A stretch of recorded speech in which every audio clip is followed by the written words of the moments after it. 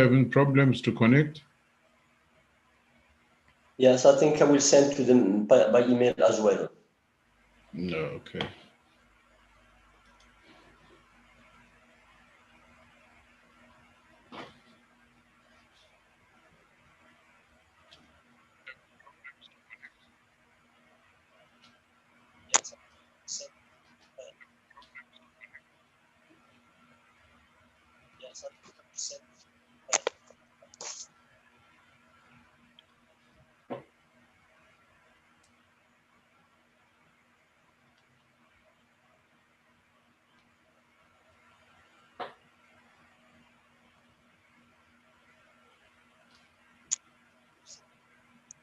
Professor, the link of the YouTube, I come to send it. Okay.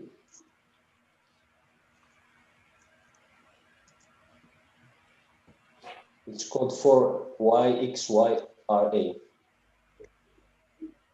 The link is the second one, not the first one, the second. Okay. Because the first is for our log, and the second it's for YouTube.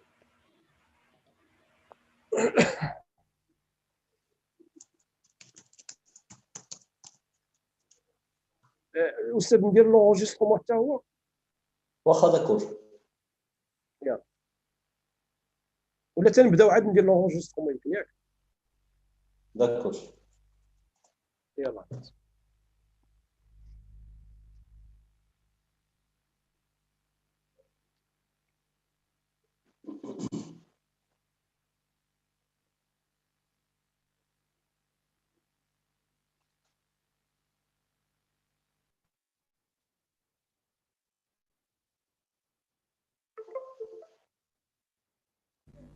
انا غادي نتكلف بالناس يبداو يدخلوا هذاك الشيء، انت غير دا في المسألة.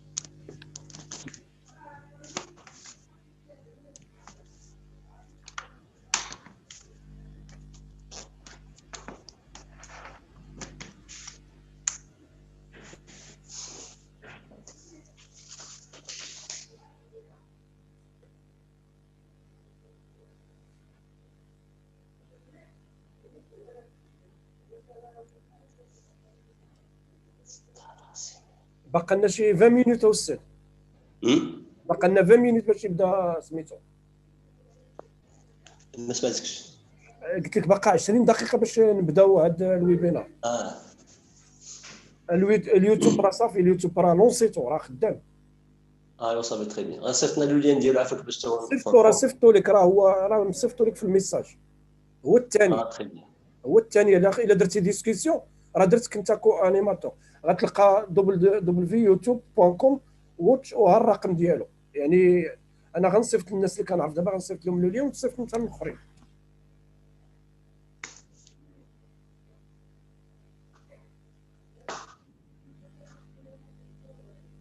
راه تقدر تدخل لي باش تفيريفي تشوفها استاذ، راه بادي دابا.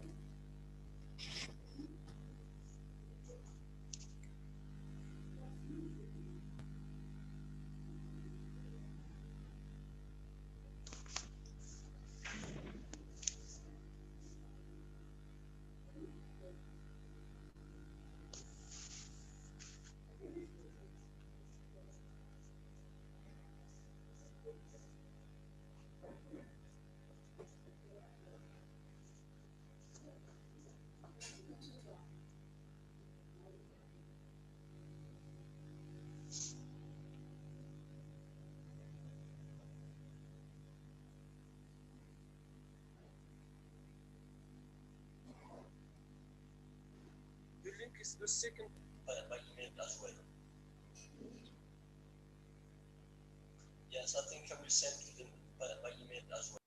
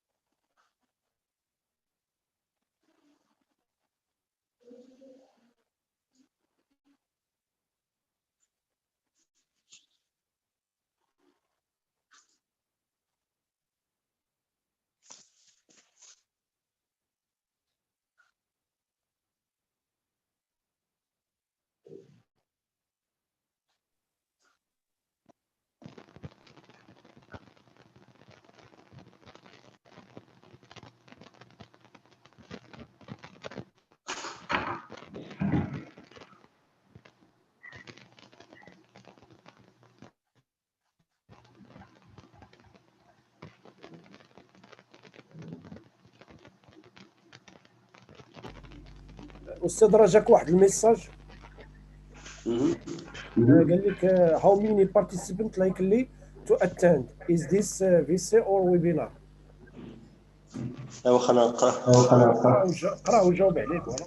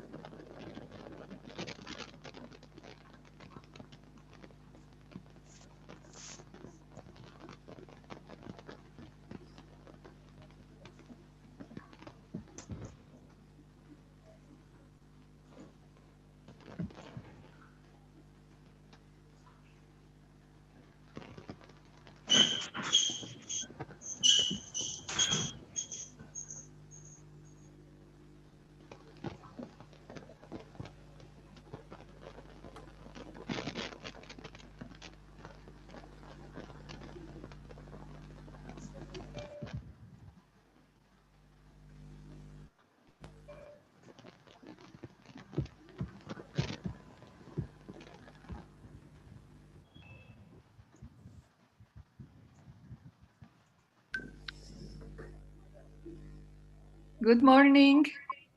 Good morning. Afternoon in your country.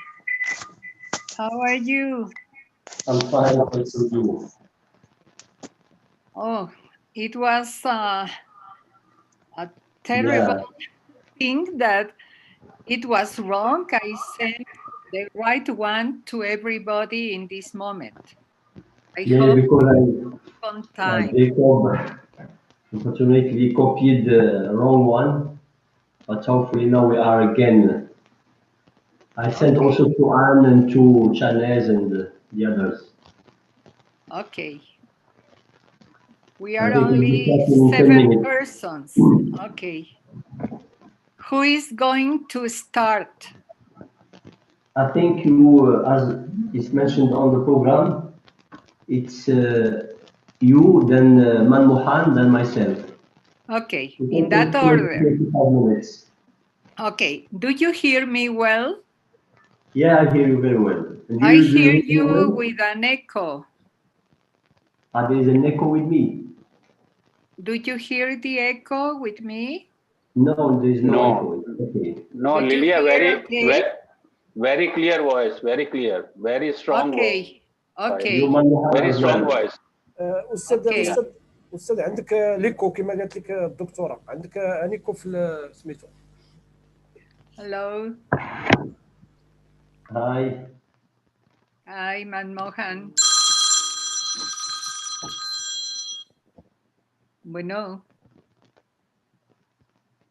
¿Qué pasa? Ay, te lo voy a mandar ahorita. Es que lo mandé colectivo al correo. Espero todos lo hayan recibido. Ahorita te lo mando. Bye.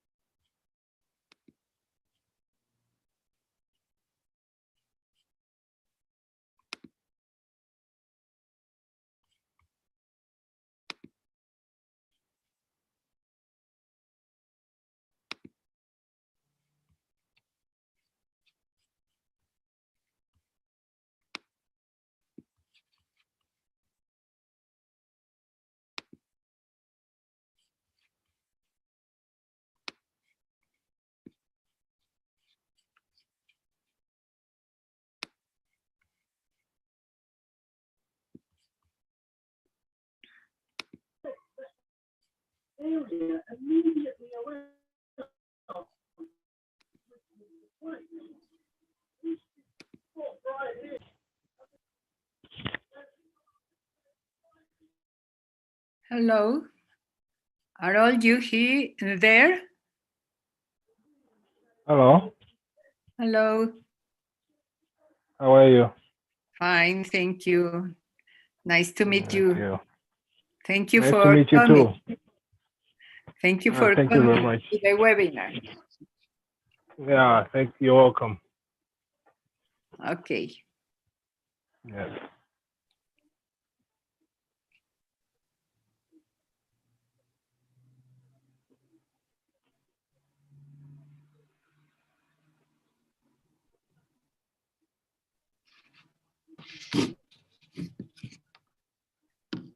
Najib, can I share the screen?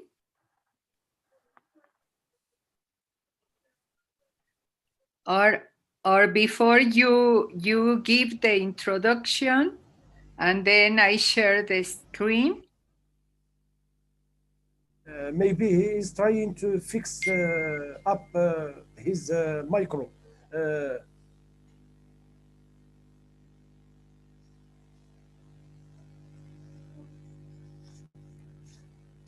Okay, I'm ready with the presentation, but I need to have the screen shared.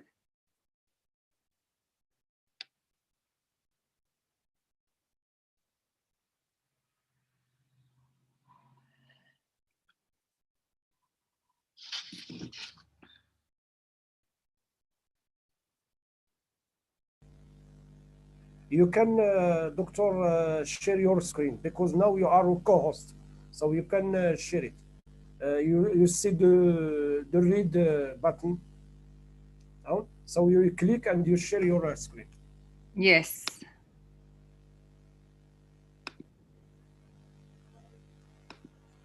Waiting for a professor to come where you can share. Okay. I need please Gallo before, because make me he's also going. the co-host, please. Gallo will introduce me.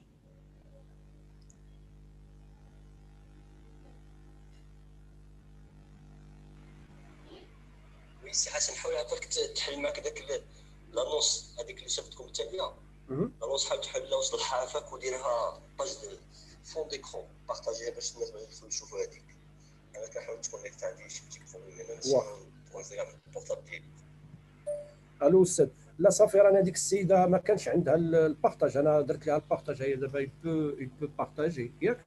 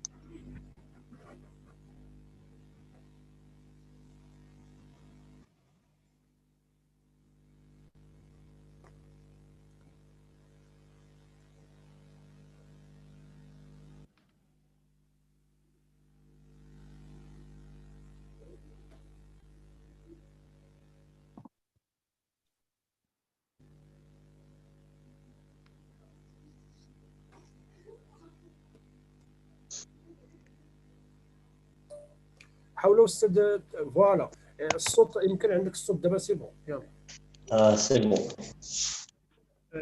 استاذ دير واحد المقدمه قالت لك دير مقدمه للقاء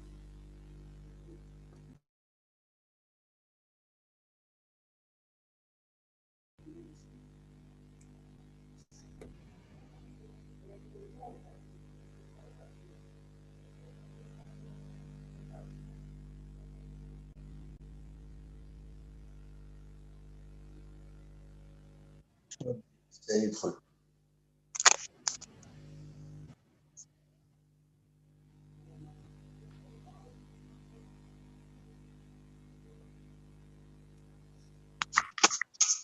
Gallo, Hello. So we'll be starting. hello. We'll be Starting in 2 minutes. Okay, thank you. Najib, Yes. you tell us in what moment Yeah, I we got some troubles. So we'll be starting in 2 minutes since now. 2 minutes. Is okay. Okay. Gallo is ready. Okay.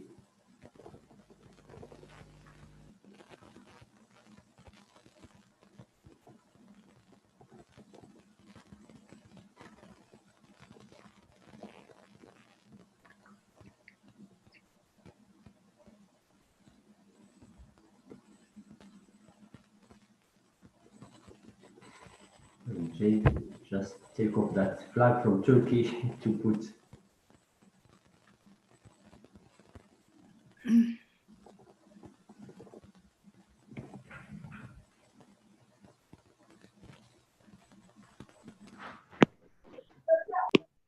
We are only 13 participants. Yeah, and I think we'll have other participants through. Good morning, good afternoon. Good afternoon. 2 minutes. other participants on YouTube, because we have created a link of YouTube. We have YouTube link. Okay. So we see just So can you check how many persons are attending? on YouTube. 14. Yeah, I think it's the starting. Maybe they will be joining later. Yes. So Mr. Hassan will start in 2 minutes. So I will give introduction word. Then Mr. Kazfiti. Okay, Professor, you can start opening. Yes, how are you? Okay, Mr. Kazfiti will be sharing with Mr.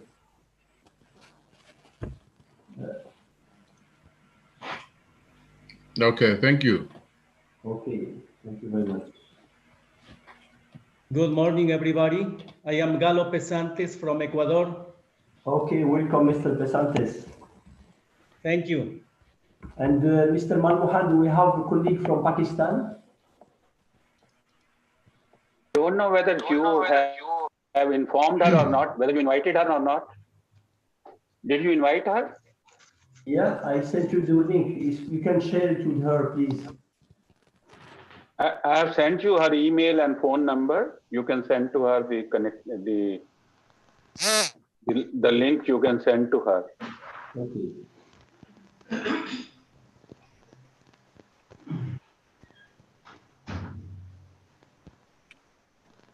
So, dear colleagues. Anne is with us. Welcome, Anne. Nice to see you attending to the webinar. Yeah, but I think we should have a lot of attendees on the YouTube. We have Mr. Samuel. Anne is mentioning that he received the message. Mr. Cesar Maela, Fernando, Mohamed Dinishu also is with us. So I think other colleagues will be joining sooner. Yeah, I think, participants are joining in a bit one by one, but definitely I think by the time we start, we'll have a good number, and possibly in the YouTube, we have quite a good number of people that are looking into. Okay, Mr. Hassan also sent the YouTube link on the chat. If you can just share it with your colleagues. Share it with us. Yes. So I think we will be starting now. So, dear colleagues, we are happy to host this webinar on how can we better improve epilepsy education and care in the European countries.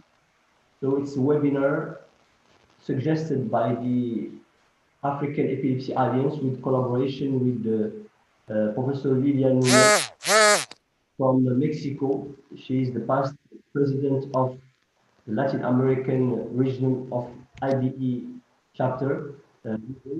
and also by Professor Manmohan Mahinderata from Asia region of IBE. He is the actual vice president of the Asian region of IBE, and also the other colleagues of the African Alliance. And thanks to Mr. Kazviti, the president of the African Alliance of Epilepsy, for hosting this webinar.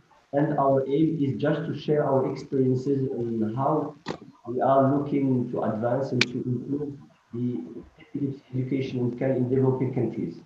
So thank you very much for your presence, and thanks to all the speakers, to the moderators. Thanks to Anne from Thank IBE, you. and also to Chams, to Hassan Husni, the actual president of the region. And thanks to Mr. Hassan, he's our coordinator in sharing YouTube and Facebook from Africa, Latin America, and Asia. And now it's Mr. Kazviti from Zimbabwe who will say a few words and introduce the first speaker. Yes, thank you, ladies and gentlemen. Firstly, may I acknowledge the presence of the guest speakers that we have here, and also yourself, Professor Kisan, the Vice President for West Africa, and also the Secretary General. I'm not sure if she's in here. And also, I've just noticed that Anne is amongst us. Welcome. And first and foremost, may I appreciate your participants in contributing to epilepsy in Africa and giving us a medical perspective, and where possible, where we can develop key areas where we can implement as countries in Africa or developing countries that has been affected by epilepsy. I personally believe that with your vast knowledge in epilepsy management, this can go a long way in making sure that we use cost-effective measures in terms of, managing epilepsy, and at the same time, breaching the gap between, those that have not been treated and those that are being treated. Without much further ado, may I also thank our Mr. Hassan, who has been very active in making sure that this smooth webinar flows as planned. Without much further ado, may I welcome Professor Lilia Orazoko. Please forgive my pronunciation. Who will then be presenting on continuous communication in epilepsy education and supporting activities in regions and countries. And I also believe that more people will be joining us as the presentation goes. So over to you, Professor Lilia. Thank you very much. Gallo was going to introduce me with a brief CV, and I can hear Gallo, please, and then I begin. Thank you very much. Thank you. Dear friends, initially I want to introduce myself to you. I am Gallo Pesantes Cuesta, Ambassador for Epilepsy and President of the Ecuadorian chapter of the IBE. It is very pleasant to address you and to make the presentation of Dr. Lilia Núñez Orozco, who has been postulated for the presidency of the IBE. She is the chair of the Neurological Department and Professor of Neurology at National Medical Center, 20 of November of Mexico City, UNAM. Past president of the Mexican Academy of Neurology, of the Mexican Board of Neurology, and of the Mexican Society of Neurology and Psychiatrics. President of the Mexican chapter of the IBE since 1991. President of the Latin American Committee of the IBE 2005-2013. Vice President for the Latin American region at the International Bureau for Epilepsy 2013-2017. Ambassador for Epilepsy since 2009, and now candidate for the presidency of the IBE. With you, Dr. Lilia Núñez Orozco. Thank you very much for the kind introduction. Thank you very much to my partners that organized this webinar to communicate with you and to give me the subject of the lecture, a very small one, about continuous communication in epilepsy education and supporting activities in regions and countries. I cannot, okay, it's okay. That's my introduction. This is the world map of IB regions. We have 7 regions, and in most of the regions, we have developing countries mainly.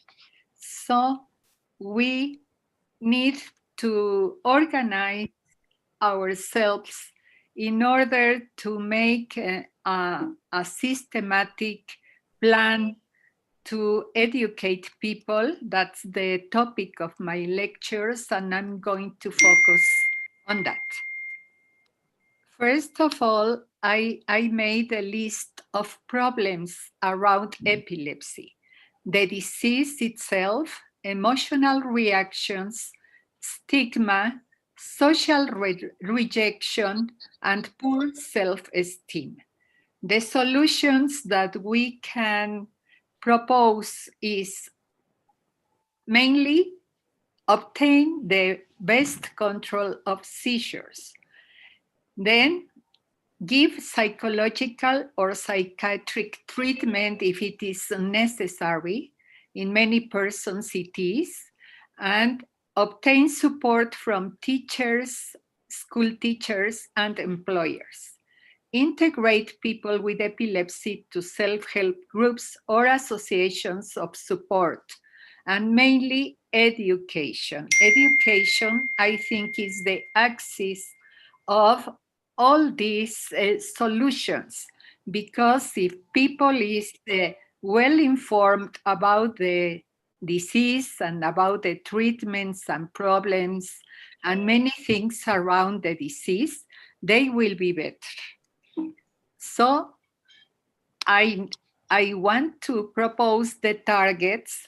All of you know that, but we are going to analyze briefly each one of the targets in order to support the programs and the proposals to do that.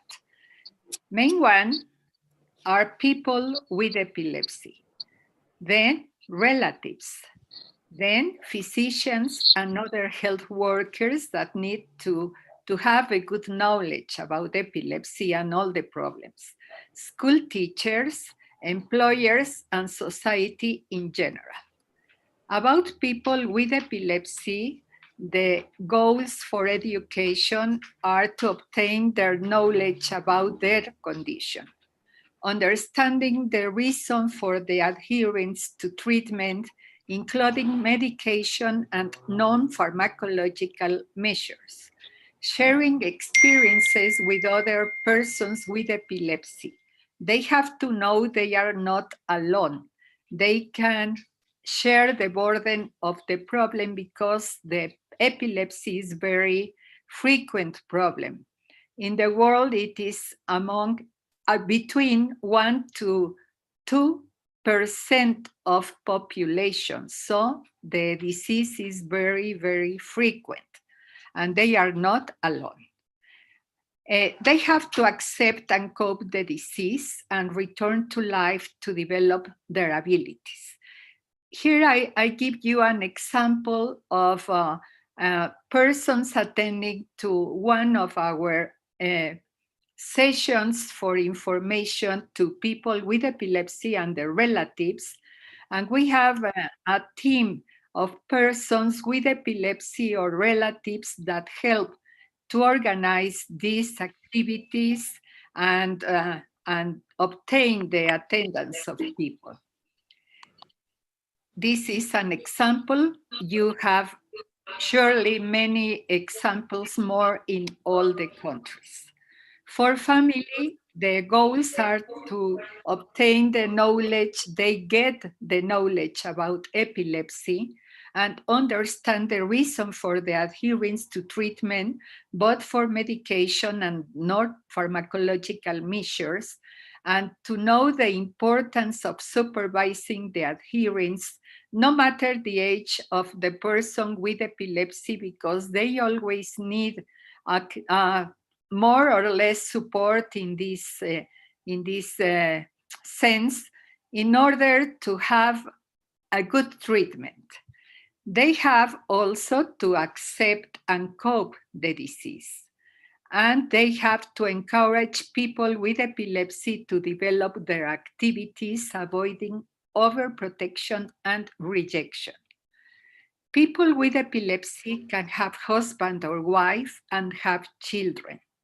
Women with epilepsy can deliver healthy children with adequate treatment, but they need information about the risks of inheritance because they have wrong ideas. They avoid the pregnancy because they are sure that the child will have epilepsy also.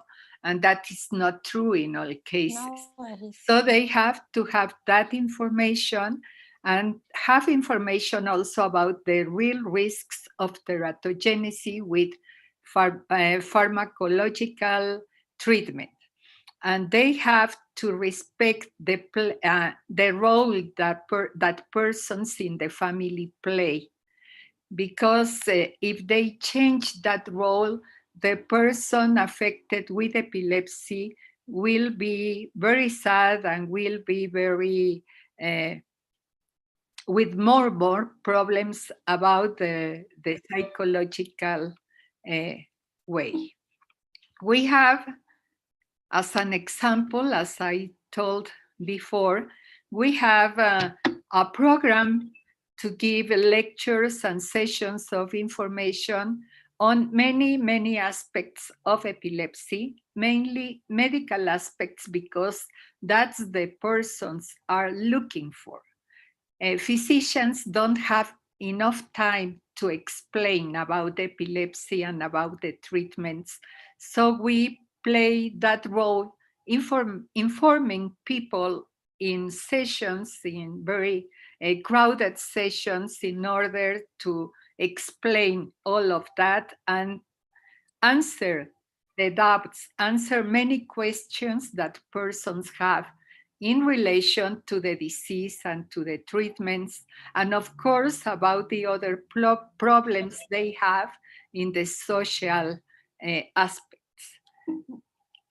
We can also provide written information with pamphlets, with a book, and many of you in your chapters and your associations certainly can have many of that. And one of my ideas is to share for all associations that ask for, that request for some help in these aspects. We can share this information and adapt it to the country. So it's an offering, and we hope to have some requests about that. The problem is the language, but we can solve that. The education for physicians is very important because not all the physicians, mainly the first contact, the general practitioners, have enough knowledge about epilepsy because of the programs in the School of Medicine that they attended, perhaps didn't give the importance to the problem. So we need to have activities in universities and courses of continuous medical education to be actualized in this knowledge. The aim of these courses is to teach them to pay attention to other problems and consequences of epilepsy. Not only take your pills, that is the complaint of many persons with epilepsy, that they don't know anything about the disease and the treatment because the physicians only ask how many seizures have you had since the last consultation? Okay, that's okay. So continue with your pills, and that's all. They have to know about the consequences in many aspects, neurobiological, cognitive, psychological, and social consequences that are included in the last definition of epilepsy. So we need also to teach them how to give information about epilepsy to non-medical persons, to avoid technicisms that people won't understand, and they have to receive, people with epilepsy and relatives need to receive information in their own language to understand everything the best. For school teachers, that are a very important group in society because they have to receive children and teenagers in schools, and they reject many times these persons because they have epilepsy. We have to remember that education is a human right. All our laws are, in this sense, clarifying that this is a human right. But unfortunately, in many countries, this right is not considered for all people. Children with epilepsy and no intellectual disability have to attend to school and participate in all activities, including sports. There is a wrong idea that the physical activity will impair epilepsy, but it's not correct. They have to know that the children have to be in all activities, no matter the epilepsy.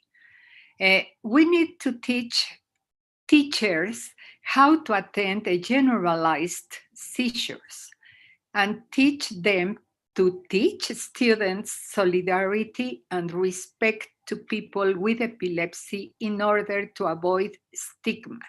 If we do that since the first stages of the life, perhaps adaptation and social insertion of people with epilepsy will be better. So we need to work with teachers. Employers. Work is also a human right. People with epilepsy in productive age need to have a job and be independent in order to have social insurance. For example, in my country, if they don't work, they don't have medical attention. They have to look for medical attention in a private consultation or in institutions that not provide medication. They have to pay for them. So if they have a work, they have social insurance and they can receive prepaid social, they have a prepaid social insurance to receive medical attention in all aspects, including image studies and laboratory examination and so on.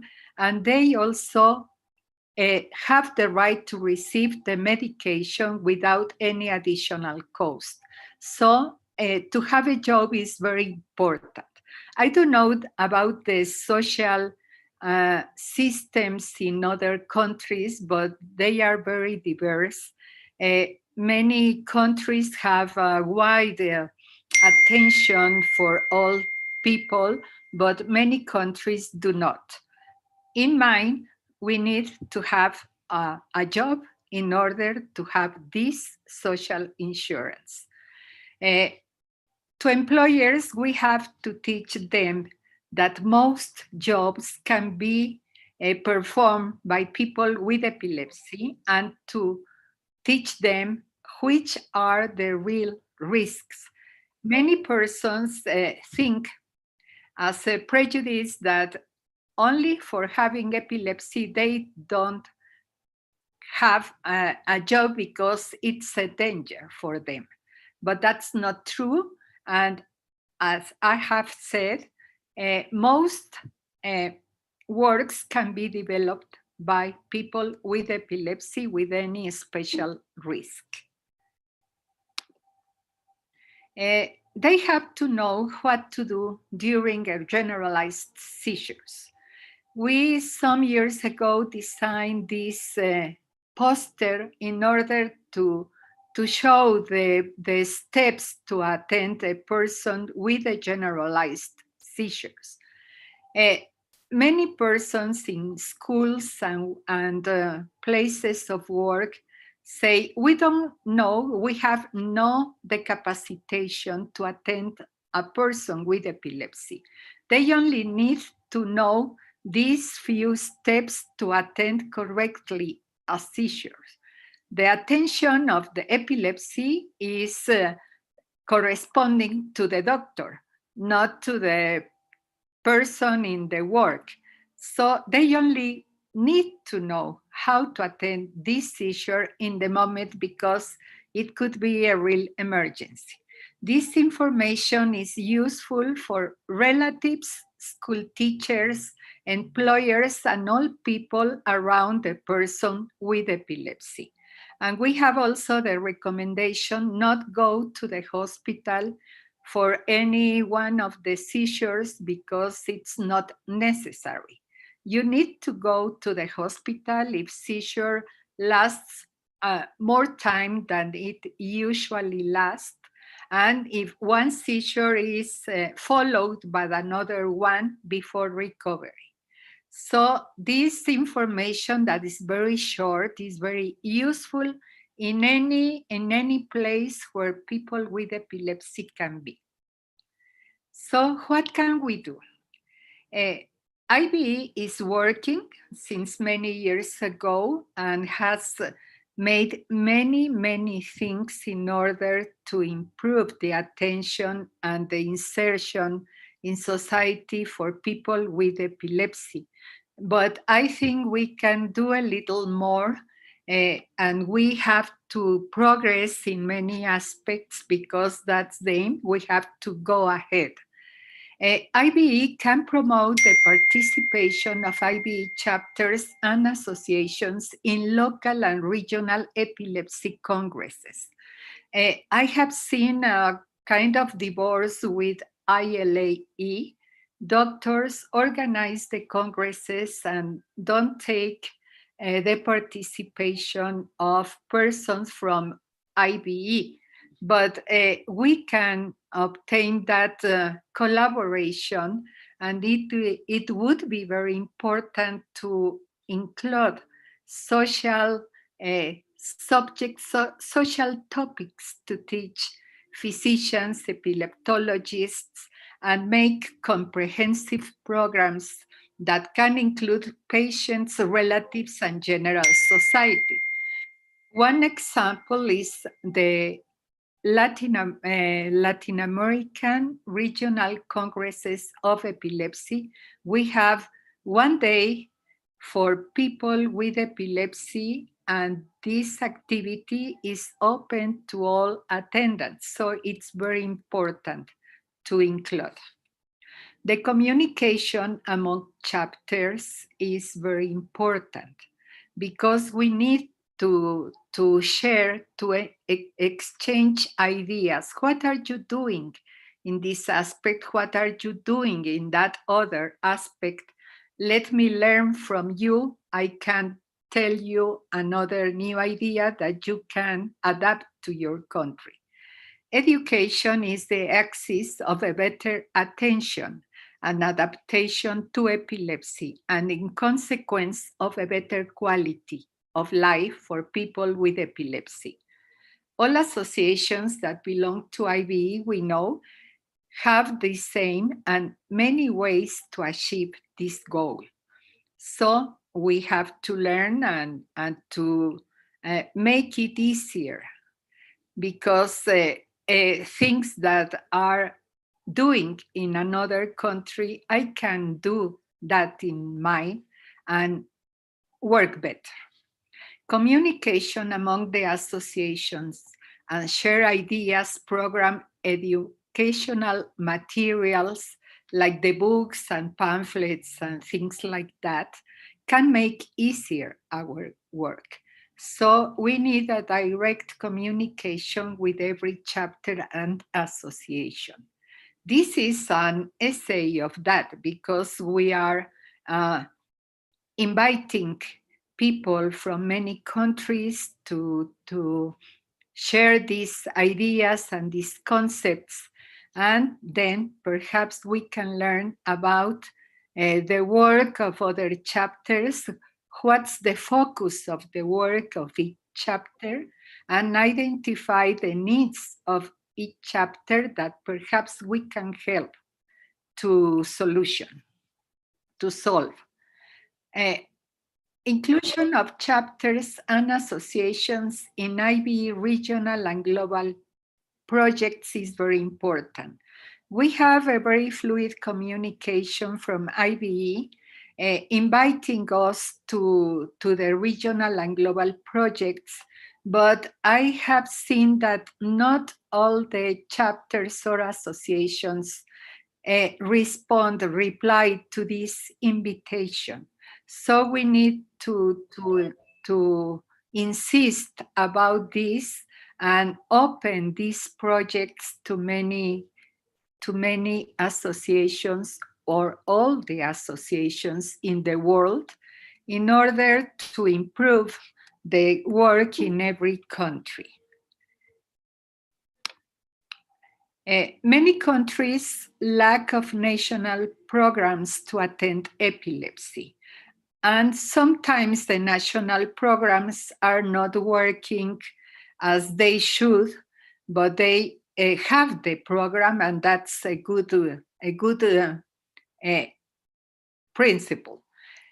IBE associations can promote these programs and collaborate with them along with the local ILAE.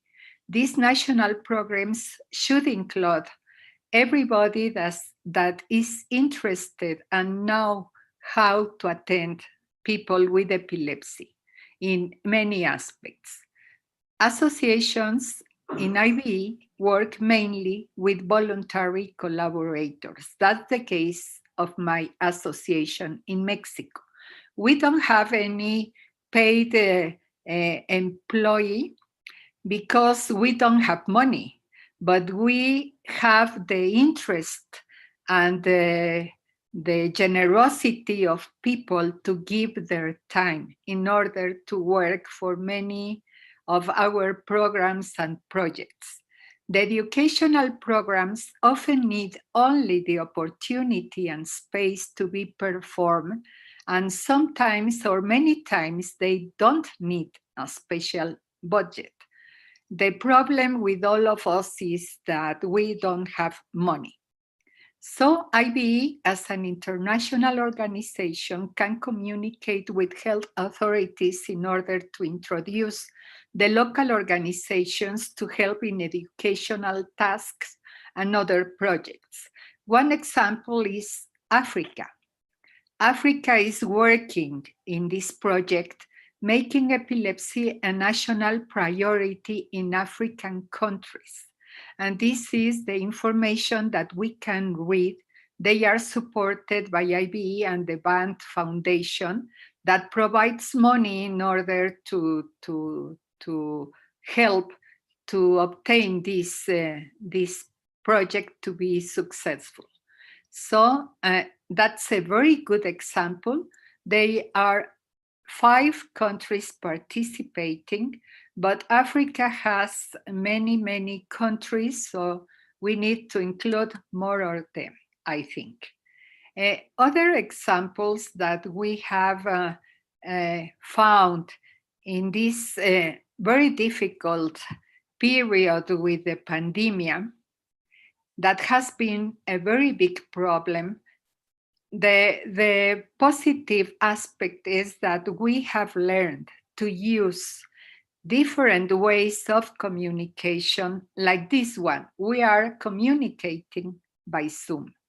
So that is our activity daily activity to communicate with our students, with our members of the association.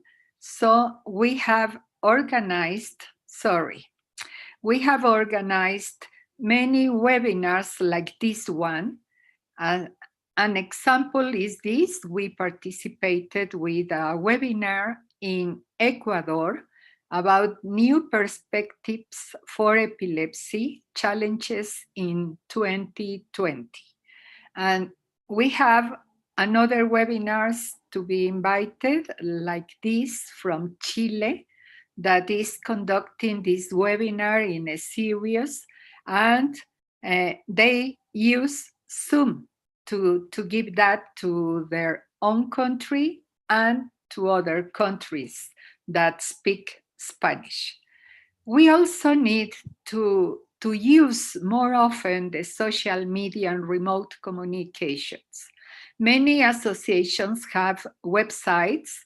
This is ours in Mexico, but we also have a Facebook page. This is the picture celebrating an International Day of Epilepsy 3 years ago.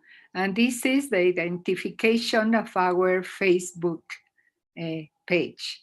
We have more than 6,000 members communicating very often in this page. So Facebook, Twitter, channels of YouTube, podcasts are very useful resources for spreading information to interested people and public in general. We also are making podcasts in this last year. This is one in Mexico. We do that. And it's easy to use the internet to provide information. And that's my last one. This is my mail. This is the website of my group. This is the link for the program of radio by internet. This is my phone number. And before I say goodbye and thank for your attention, I want to say goodbye to 3 friends that we have lost this year. Henry Stokes from Guatemala, Anthony Simba from Zambia, and Vinod Saxena from India that passed away this year. And they were very good friends, and they worked a lot for our associations and our regions in the IBE. So I thank you for your attention, and I want to see your feedback, written preferably, if you have some questions or comments. I would like to see them or to hear you if you want, and try to answer, and especially your comments. Thank you very much. Thank you very much, Lilia Nunes. It was really very interesting topic. I think Mr. Kasviti could present the second speaker, who is Professor Manmohan Mehindata from India. I think we can have questions in the end, if you agree. Mrs. Zareen Mughal from Pakistan is also with us. I think she can present Mr. Manmohan. Thank you, Mrs. Zareen Mughal from Pakistan. Prof. Najib, I think maybe you could present. I don't have his profile. I didn't get the profile.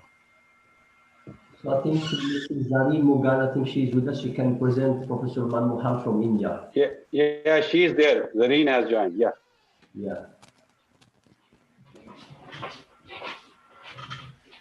Zareen, unmute yourself. Zareen, unmute yourself. Please unmute. For our second topic, epilepsy and global perspectives.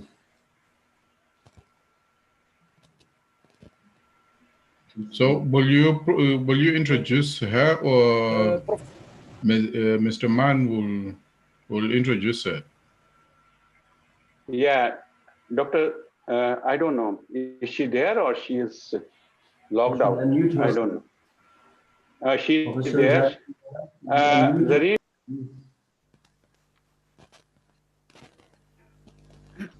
Your microphone is closed, Manmohan.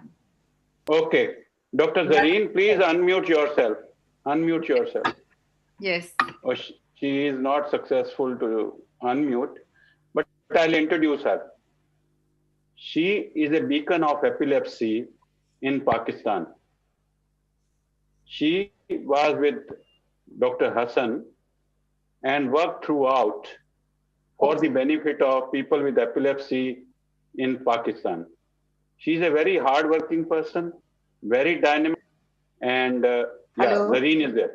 And Zareen is also a very good friend, and she is carrying the torch of epilepsy in Pakistan very well. It's okay, Zareen, now you are unmuted. You are unmuted. And so we like to request Zareen Mughal. Zareen, if you can just give my introduction so that then I will deliver my talk. You are unmuted now. You can speak, Zareen. Speak, Dr. Zareen Mughal. Till she joins, I'll say she's a very good level worker, down to earth, and always work for the benefit of the people with epilepsy. Zareen, is your mic on? Yeah. Yes, my mic is on. Yes, can you hear me? Yeah. Yes. Okay, Yeah, sorry about this. You can share screen, Zareen. She can share the screen. I am on the screen. Okay, I will, or I have sent you two slides. If you can share that. Yes, please. Yes, please. Okay. Can you share, or should I share?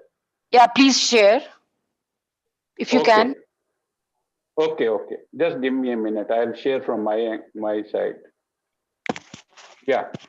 Okay, so it is a great pleasure to introduce Professor Dr. Manmohan Mahendra. He has been affiliated with various postgraduate institutions in India, and he has more than 250 papers published, and he reviews Cochrane. Published books have been published by him, and some 1,500 MCQs have been prepared for the postgraduates and the postdoctoral entrances. الواتساب كنت راه خدام عندي انا الواتساب هذاك هو اللي صيفط لك غير شي مشكل حاول تكونيكت. Everyone has to mute, please. When can everyone mute, please? Hassan, unmute your micro, please. Zareen, carry on, please. Carry on. He has various honors and achievements to his standing, and he's the honorary member of the Japanese Neurological Society and ambassador of epilepsy by the International League Against Epilepsy. Please, can you put in the next slide? He has received the president. He is the president-elect Indian Epilepsy Society, ILA Education Council, that is ASEPA Council's member of the Commission of the Asian and Oceanian Affairs, which is ILA Asia Oceania now, Vice President of the International Bureau of Epilepsy, Southeast Asia. Next, please. That's all. That's it. Yeah. Thank you much, Dr. Zareen, for very kind introduction. I'm sorry about the rigmarole, but some internet issues coming in and all that. Good luck and waiting for your lecture. Thank you so much, Dr. Zareen. You had always been so wonderful and wonderful coordination, cooperation for the advancement of epilepsy in our region. I will be speaking on epilepsy and law, global perspective, East and West. So I think I have 30 minutes and I'll try to finish before that. I have no conflict of interest when I am giving this talk. I gave it as EC ALA, means it's a epilepsy conclave of Asia, Africa, and Latin America on today, Saturday, that 7th of November. And I bring greetings from Icon of Eternal Love from India. Everyone will like to visit. Whenever you come, do let me know. I'll be happy to help. And especially Zareen Mughal must visit this monument when she comes to India. Thank you, sir. I visited it twice. Oh, wonderful. It's never ending. I have gone so many times, still I want to go again. So this is the India Gate, New Delhi, where I live. And this is considered to be Champs-Élysées of India. This webinar, which Nazeeb and Lydia have organized, and I'm so thankful to them for asking me to speak in this webinar. And I have done earlier video conference, not webinar, video conference for African countries twice for Aga Khan University, Karachi. And this was on 12th June, and this was on COVID, epilepsy and COVID-19. You can see some familiar faces here. Najeeb is here, Waqas Sheikh, Arif Erekar, and Michael Alexa, and many more friends. And at that time, Anthony was there. Now, unfortunately, we have lost him, which was so painful. And same again, you can see here, some of the friends who are participating, and Anthony is sitting here. So this was on this, and then also did how to publish good paper in a journal. That was also with the African friends, and that was very highly attended. And it was a video conference and not a webinar. And this is what I wanted, I think, to show. Plan of my talk shall be, Professor Lilia has made my talk very easy. She has mentioned about education, employment, it's the right or birthright. So I'll touch upon what are these opportunities in different countries. Epilepsy and education, epilepsy and leisure activities. We don't call patients with epilepsy.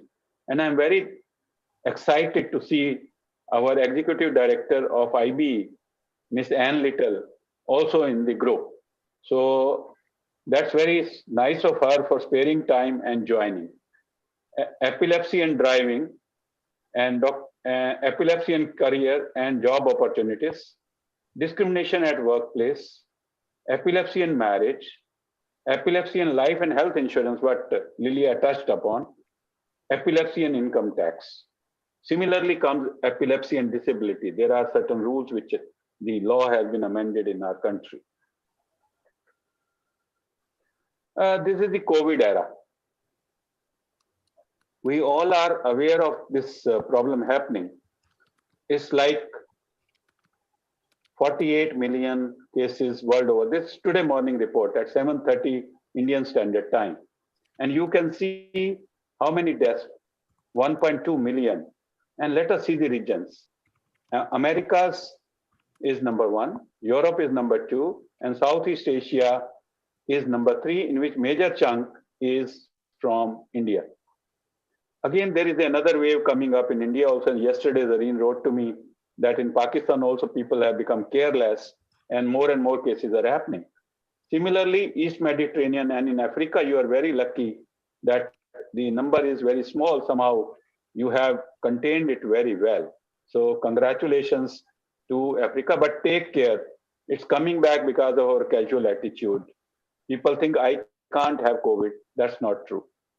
Now, in this era, we are doing regularly teleneurology and teleconsult for people with epilepsy in different parts of the country who are my follow-up patients. However, in the countries where teleneurology is not practical, recently I saw in Africa also they have formed a teleneurology group. Congratulations to you. In the countries where teleneurology is not practical, social distancing is now the cornerstone in hospital outpatient department, waiting area, as well as physician-patient interaction. This is my institute.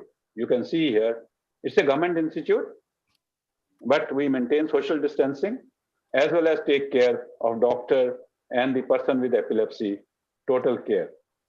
We ask them to send their videos if they have a seizure by WhatsApp and try to talk to them through teleconsult. which is a video consultation and not a telephone consultation. Now, world population and density in Asia, burden of epilepsy, heterogeneity Asia and other regions. But this I will basically be going to the epilepsy and law in Asia, Africa, Latin America, and the world, that I will call East and West. Epilepsy law in India, we have brought out a manual with the help of Indian Epilepsy Association, 18th International Epilepsy Congress Trust. I'm currently the president of Indian Epilepsy Association, and this was with the help of Dr. Vinod Saxena, took the lead in this, and we were part of this guidelines or manual.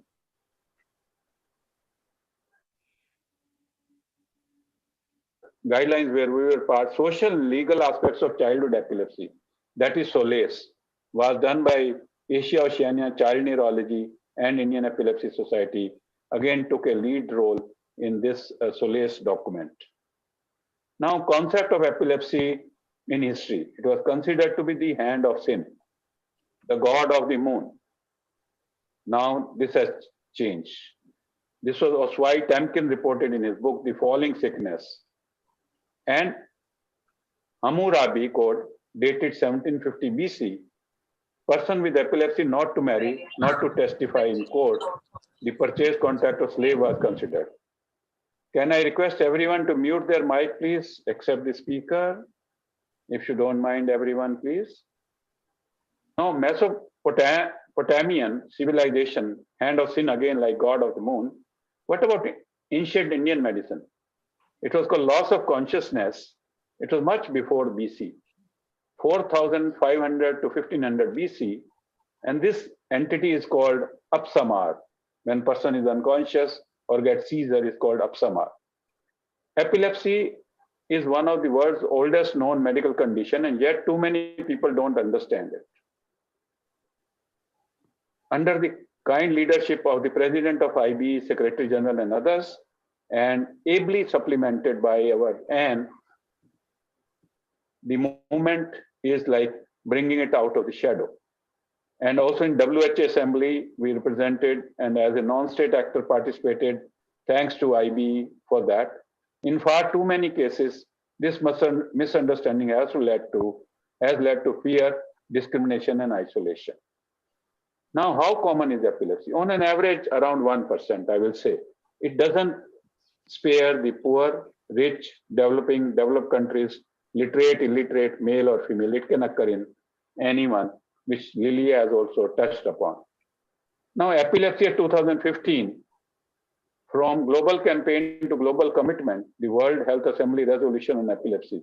Now we have recent resolution last month, also in WHO Assembly, and will pass this week.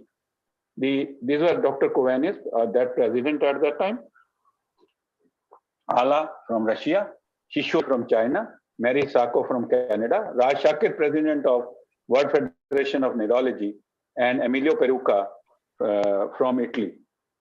This was the Health Assembly approved unanimously the resolution on global burden of epilepsy and need for coordinated action at country level to address health, social and public knowledge implications, which will also contain epilepsy in law. That's what Lilia said, we should have a good coordination in different countries. Now, how common is the Delhi for epilepsy?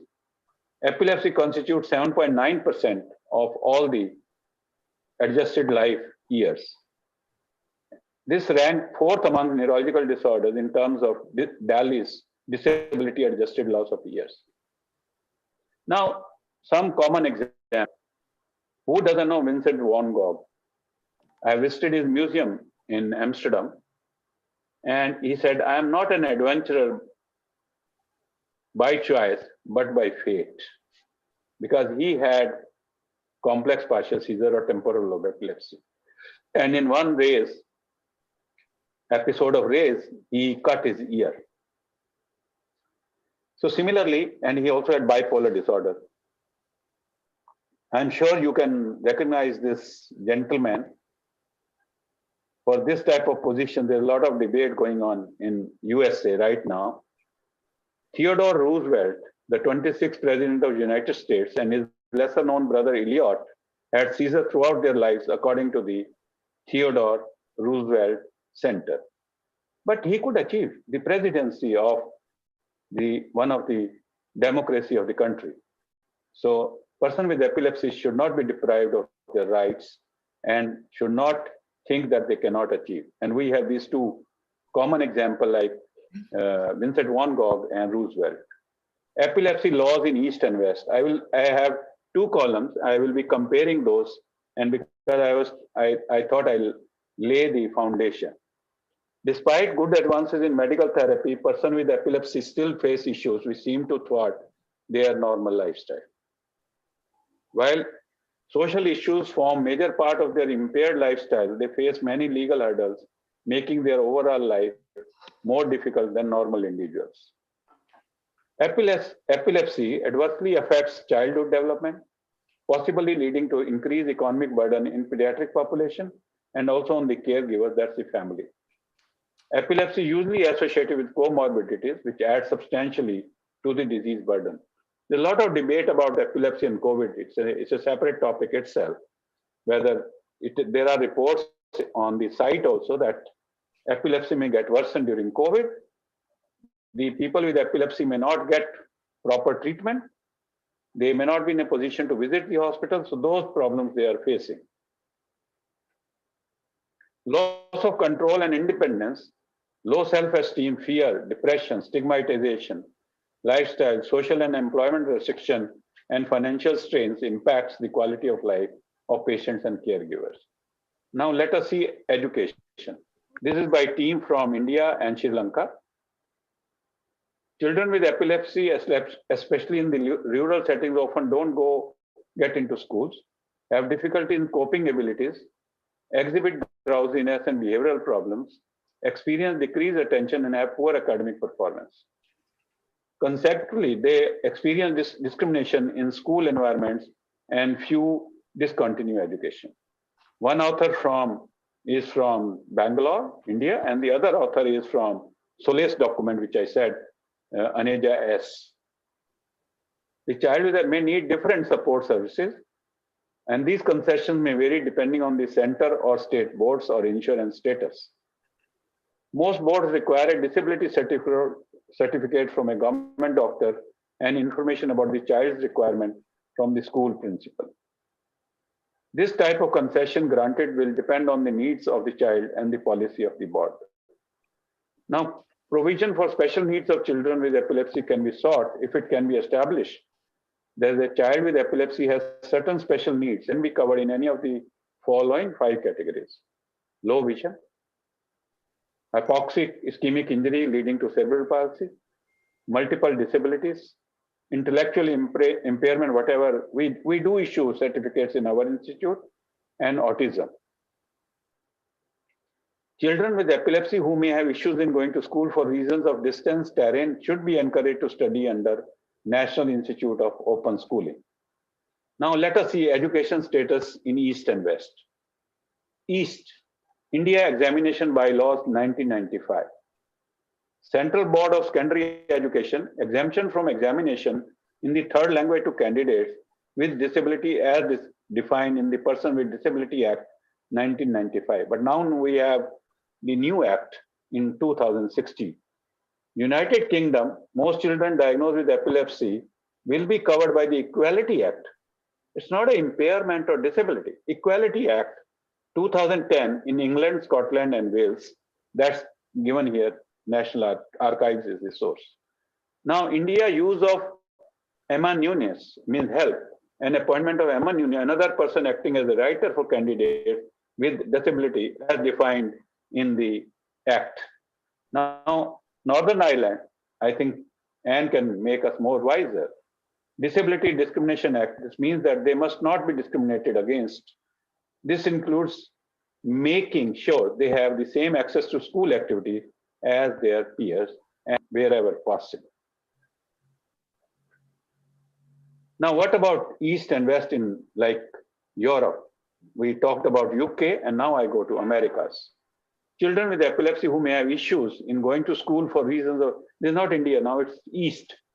Distance, terrain, etc. should be encouraged to study under National Open Institute, Institute of Open Schooling.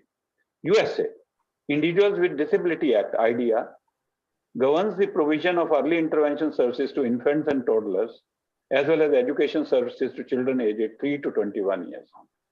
Section 504 of the Rehabilitation Act of 1973 is general anti-discrimination law that prohibits disability discrimination in federally funded and federally conducted programs, that is state-funded insurance and funded by the states. Now, what about Americans with Disability Act, another ADA? This is not American Diabetic Association, but American with Disability Act, prohibits disability-based discrimination in state and government activities such as parks, recreation, and schools, in programs and public accommodations such as business, child care programs, and doctor office. And here is the reference given. If required, I'll be happy to send my presentation once I have sent to Mary Sacco this when she required. Sports and leisure activity. People with epilepsy are often advised against participating in sports and exercise that may occur in low middle income countries, maybe Asia, Africa, and Latin America, mostly because of fear, overprotection, and ignorance about the specific benefits and risk associated with such activity. Obviously, they will be advised not to carry on strenuous exercise activities, swimming, driving, those I will come later.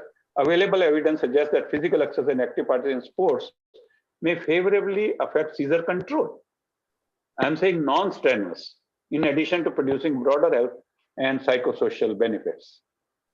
Now, factors to be considered when advising whether a PWE, person with epilepsy, never say patient with epilepsy, can participate in specific activities include the type of sport, probability of a seizure occurring, the type and severity of the seizure, not soccer at least, not cricket game at least, seizure precipitating factors, the usual timing of seizure occurrence, and the person attitude in accepting some level of risk.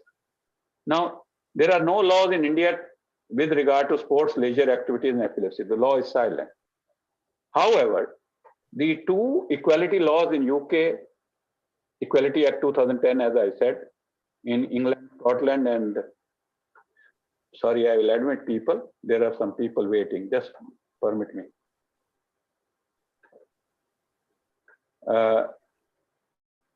And the Disability Discrimination Act 1995, Northern Ireland. This information looks at the areas of life where the equality laws can help people with epilepsy. It also looks at different types of discrimination and tells you what to do with your impairment. Can I request everyone to please silence the mic? Now, what about driving? Driving is one of the major issues.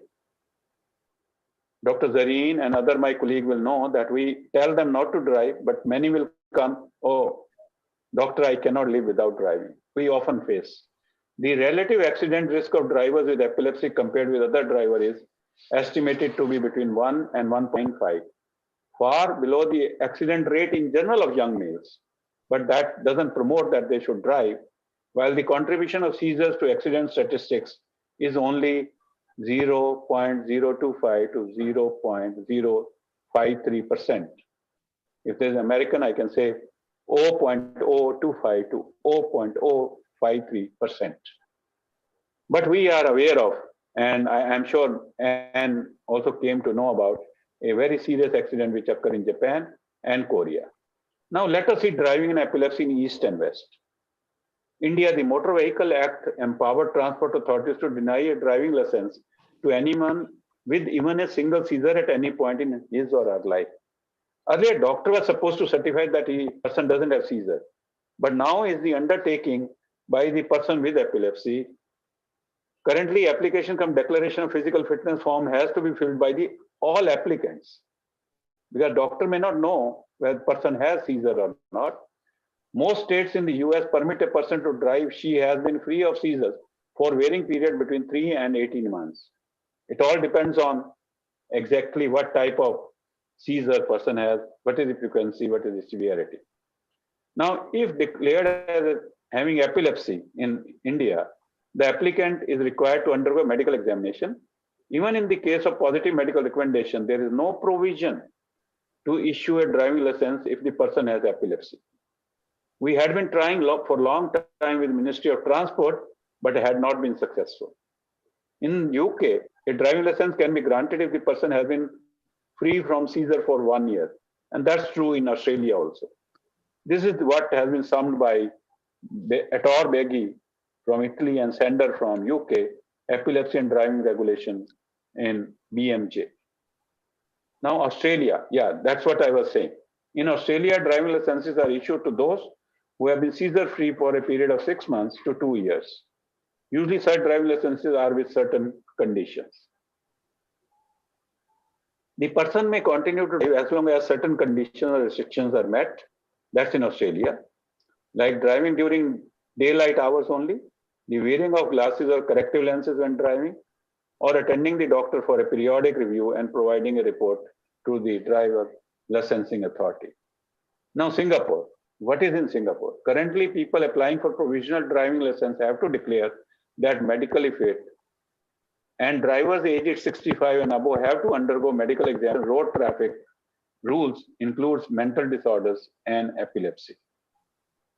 Maurice Parsonage Commission on Driving License Regulations of International Bureau for Epilepsy has suggested a limited restriction. Now what is that? For a period of 2 years following seizure with certain qualification is adequate, and the period thereafter should be considered risk-free for issuing a driving license. Thailand, there are no guidelines for epilepsy and driving in Thailand. So we have touched upon UK, USA in West, Australia in extreme like Pacific region, Singapore in Pacific region, Thailand in Pacific region, and also in Southeast Asia and South Asia. Now career and job opportunities discrimination at workplace. There's a general feeling that a person with epilepsy is not capable of doing a job. That's a common belief. It is also believed that PWE are frequently absent from work due to their seizures. However, many studies have shown that people with epilepsy tend to work more consciously than others to prevent losing the job. Those having epilepsy are usually declared unfit for certain jobs. Of professional drivers of motor vehicles, heavy motor vehicles, pilot, people working at unprotected heights, or with open and or moving machinery and live electrical cable, electrician job, involving train running and passing duties, and certain categories of jobs in the defense services are not suitable for a person with epilepsy. Now, what about workplace and discrimination in East and West? In East, as we come, there are no equivalent legal provision in India, in my country. What about North America? North America disability law ensure that employers can ensure that employees with epilepsy don't confront discrimination in the workplace from other employees or regarding access to certain operations. So this is another US Department of Justice Civil Rights Division, a guide to disability right laws. Now Australia, the Disability Act, Discrimination Act. Earlier you saw ADA from America. This again like makes it unlawful for employees to discriminate against people because of their disability, any disability. It also places obligation on employers to make reasonable adjustment to the working environment or practice to accommodate the need of people with epilepsy. Like I'm in a government institute. I have to have employee with 4% at least reservation for person with disability or person with impairment. We don't call them, and in our country, it's a special name given that they have special abilities, person with different abilities. So United Kingdom disability law ensure that employers can ensure that the employees with epilepsy don't confront discrimination like in Australia. Fair Work Act in Australia ensure that if the individuals are fired for reasons relating to their epilepsy and not the standard of their work, it will be unfair under the FWA and therefore unlawful and punishable. Now marriage, very important. We have in India a person with epilepsy who runs a marriage bureau for person with epilepsy. From a medical point of view, a person with epilepsy can marry. However, in some countries, there have been laws, and in others, even now, there are laws that prevent person with epilepsy to marry. I think I have another 3-4 minutes, and then I'll conclude. It is important that the would-be spouse of a person with epilepsy should be aware of the situation. This prevents a lot of unnecessary misunderstanding later on in life. So that is advisable. Now, many people with epilepsy have fulfilling relationship with a partner. However, epilepsy may affect a relationship for some people, and problems with sex are common for both men and women with epilepsy. Now, epilepsy and marriage. In India, according to Hindu Marriage Act 1955 and Special Marriage Act 1958, and further modified by the marriage can be solemnized if at the time of marriage neither party suffered insanity or epilepsy. This was old. Now, what is new, I'll show you. In the United States, people with epilepsy were forbidden to marry in 17 states until 1956. Even in such advanced country, these were the problems. The legal rights of person with epilepsy, 6th edition Landover, here is the reference. Now, East and West. In 1976, the government of India amended the Hindu Marriage Act and Special Marriage Act, after which a person subjected to recurrent attacks of insanity or epilepsy cannot have a legally valid marriage, and such a marriage shall be void, resulting in divorce. This was in 76. In the United Kingdom, a law prohibiting people with epilepsy from marrying was repealed in 1970. Say how much? Only 50 years back. In 1971, this is the new act, nullity of the Marriage Act removed epilepsy as a ground for not marriage or divorce. Indian Epilepsy Association, we filed a public interest litigation against the Union of India challenging the legal validity of provision of Marriage Act of 1976 as applicable to epilepsy. Today, a person in India with epilepsy can have a legally valid marriage, and epilepsy no more an illness to claim for divorce. So that is, and number of successful marriages have happened thereafter. So it's almost now 40 years, it's going on well. Epilepsy and insurance. If someone is suffering from epilepsy, you can't claim the expenses incurred on treatment under a Mediclaim policy. That's what Lily also said, but that was old. In India now, 2 insurance companies provide insurance to a person with epilepsy, even if they have active epilepsy. United Kingdom Epilepsy Action in UK works in partnership with the company to make insurance more cost-effective for PWE. Now, however, these are the 2, what I said, India First Mediclaim Plan, and Swalamban means independence. Health insurance scheme, they provide this facility now in India. In USA, if you don't have a health coverage and your family income is under a certain level, your state may provide health insurance for your child. In most cases, this will cover doctor visits, hospitalization, medication, and other needs. Now, Australia, NDIA, National Disability Insurance Agency, provides to disabled people funded supports and an individual plan. In Thailand, again, the government does provide in the same manner as any other chronic disorder like diabetes, hypertension, the care for person with epilepsy. Now, this is okay. What about caregivers? What about carer allowance? Now, income tax benefits are available in epilepsy in India. However, due to lack of awareness, it is not availed by most of the families. So we keep on doing International Epilepsy Day, Public Awareness Day. Part of this was also an oration during the Indian Epilepsy Association annual conference, where at least 100 to 200 people with epilepsy and their family also attend. I delivered this oration. Now, epilepsy and income tax. Now, in India, there is an income tax rebate for the person with epilepsy. The disability tax credit may be available to person who is diagnosed with support or supports a family member, both who has epilepsy. So it's for the person with epilepsy is taxable or even for the care. The easiest way to ascertain eligibility would be to talk to experts at disability credit consultants. Now, having epilepsy qualify as a disability as defined by Canadian Revenue Agency. it must impede the person from carrying out activities of daily living and impact their ability to live independently. So disability should be impeded and their ability should be enhanced. So, and here in India, it's 50,000 rupees, which is around, you can say $700 US, which is a big money in country like India, in low middle income countries, from his total income. Now, if such disability is severe in nature, the amount is 1.5 times. And similarly, there is a VAT exemption in United Kingdom.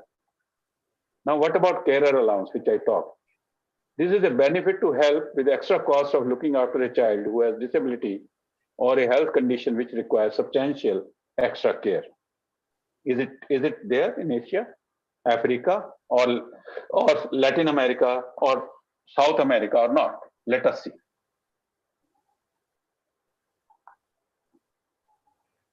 Carer allowance in epilepsy. Carer allowance or disability living allowance is not provided to parents or people with epilepsy. But now, people with disability have unique ID, and then they can claim their pension or allowance from the government. Now, this is permitted. What about West? Carer allowance, or DLA, is given weekly, fortnightly, or annually. So nice. They must have had this difficulty for at least 3 months and expect them to last for 6 months. Depending on the help the child needs, it is provided, and it's a weekly allowance or fortnightly allowance. That's so good. Australia, if you look after someone with epilepsy who has substantial care needs, you may be entitled to carer allowance. It's a good human right. Northern Ireland disability living allowance, a benefit to help with the extra cost of looking after a child who has disability or health conditions. It's beyond epilepsy also. Now, concessions allowed for travel. We do issue rail passes for these persons, and who are still having seizures should be entitled free or discounted travel along with one carer. This usually because one would be refused a driving license if they have applied. Now, travel concession, as I said, is given to person with disability or with special abilities. And in the West, obviously, this is permitted and there are no restrictions. Free bus travel for people with epilepsy. If a person with epilepsy refuses a driving license because of epilepsy, then they may be entitled to free bus travel in England, Scotland, Wales, or half-price bus travel in Northern Ireland.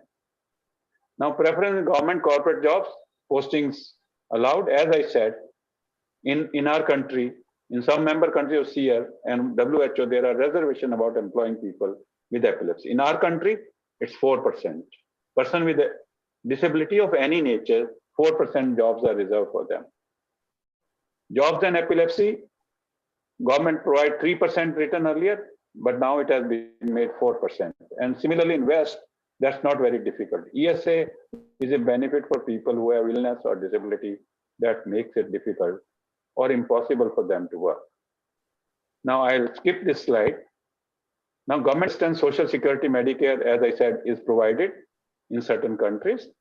And again, East and West, there are no laws in regards to government assistance for social security and medical aid to epilepsy patients, but they are entitled for the allowance per annum. US, the federal government offers financial assistance and health insurance. And in India, they can have insurance from 2 companies. Same Australia and USA, there are help available in this respect. I think Nepal, neuropsychological service, therapeutic drug monitoring, special school education, social rehabilitation were available free of cost or without special conditions, while it's easily available in UK, USA, and that. One case I'll show you. This was a court case in India. The husband filed proceeding in the court of learned district judge for annulment of marriage on the ground that his consent in such marriage was obtained by suppressing the fact that wife was suffering from epilepsy. Trial judge came to the conclusion that the present appellant was suffering from epilepsy before her marriage in 1988. Notwithstanding the finding that the wife was suffering from epilepsy before marriage, the court adjudged that husband is not entitled to get declaration nullity as amended Section 5 of the Hindu Marriage Act, makes it clear that epilepsy will not be a disqualification of valid marriage. So now let us look for future. How can these all stigma, discrimination in workplace, education, and others, centuries old of misconception cannot be changed in decades. You have seen this was prevalent even 40, 50 years back in advanced countries. It may take generation to change attitude and practice parameters. That's what I thought I'll make like this. So epilepsy and tomorrow. Let all of us join hands to improve the quality of life of all persons with epilepsy and integrate them into the society. This is a virtual meeting, and you all are requested to maintain this. In particular, this is social distancing in my institute, which we are strictly adhering to, doing almost 500 to 600 rapid antigen tests or the RT-PCR every day. This was coming at 2 to 3%. Again, the rate of positivity has gone close to 10%, what yesterday Dr. Zareen was also mentioning to me, and that is RAT positive, and the others are RT-PCR. This is because of casualness, not taking it easy, not wearing mask, and even if you are positive moving around, that is what is causing this problem, and this may stay for some time. Thank you very much for the kind attention. Thank you so much.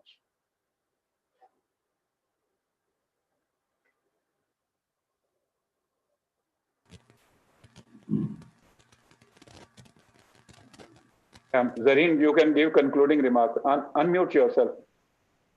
Zareen, unmute. No, you are still muted. I'm not muted. I've unmuted myself. Now it's okay. Yes, and I totally agree with what Dr. Manmohan has said. And Pakistan has the same experiences regarding epilepsy and the different laws. Rather, I was pleasantly surprised, not surprised, but it was a pleasant news to hear that 2 insurance companies are covering epilepsy. In Pakistan, it is a very bleak situation. It is an out-of-pocket expense, and with no governmental support, no insurance support, and that has been the major problem of the lack of, rather I would say, the treatment gap. But however, there are other ways that we have worked into to decrease the gap, and we should continue to do whatever we can with whatever little resources we have. We shouldn't stop.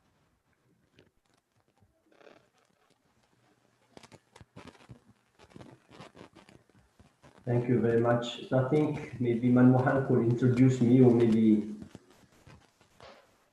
Dr. Zareen. Okay.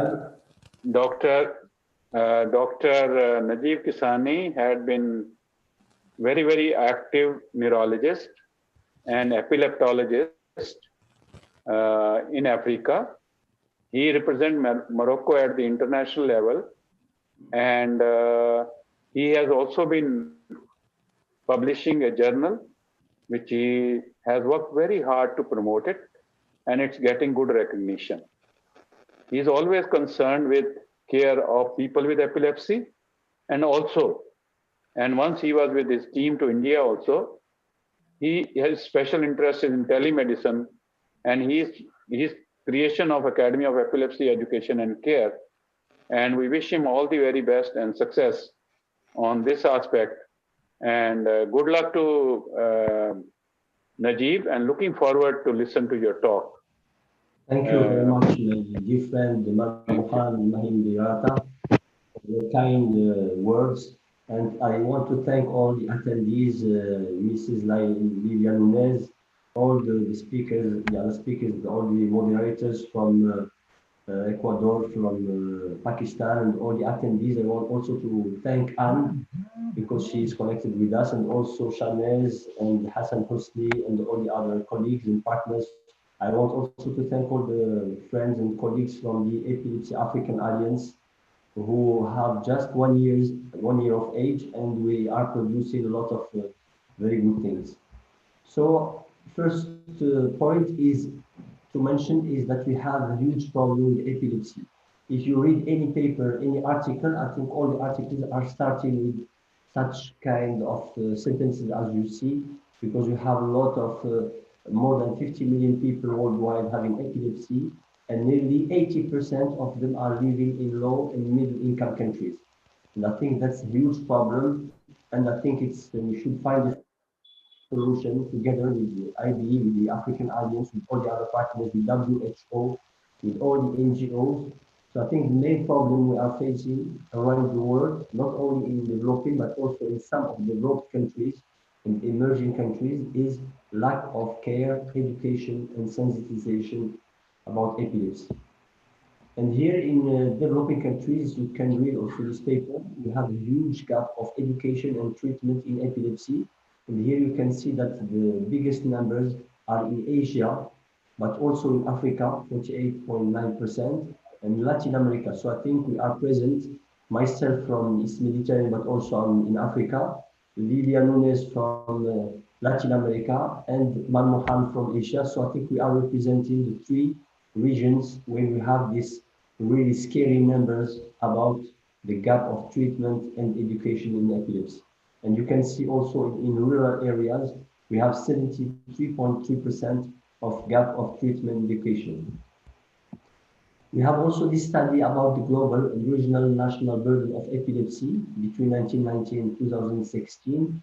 And you can see here in low middle income and also low income countries where we have the high prevalences of epilepsy, 4 to 5% here in low income countries, in high also it's 3 to 0%, 1 to 6% in low middle income.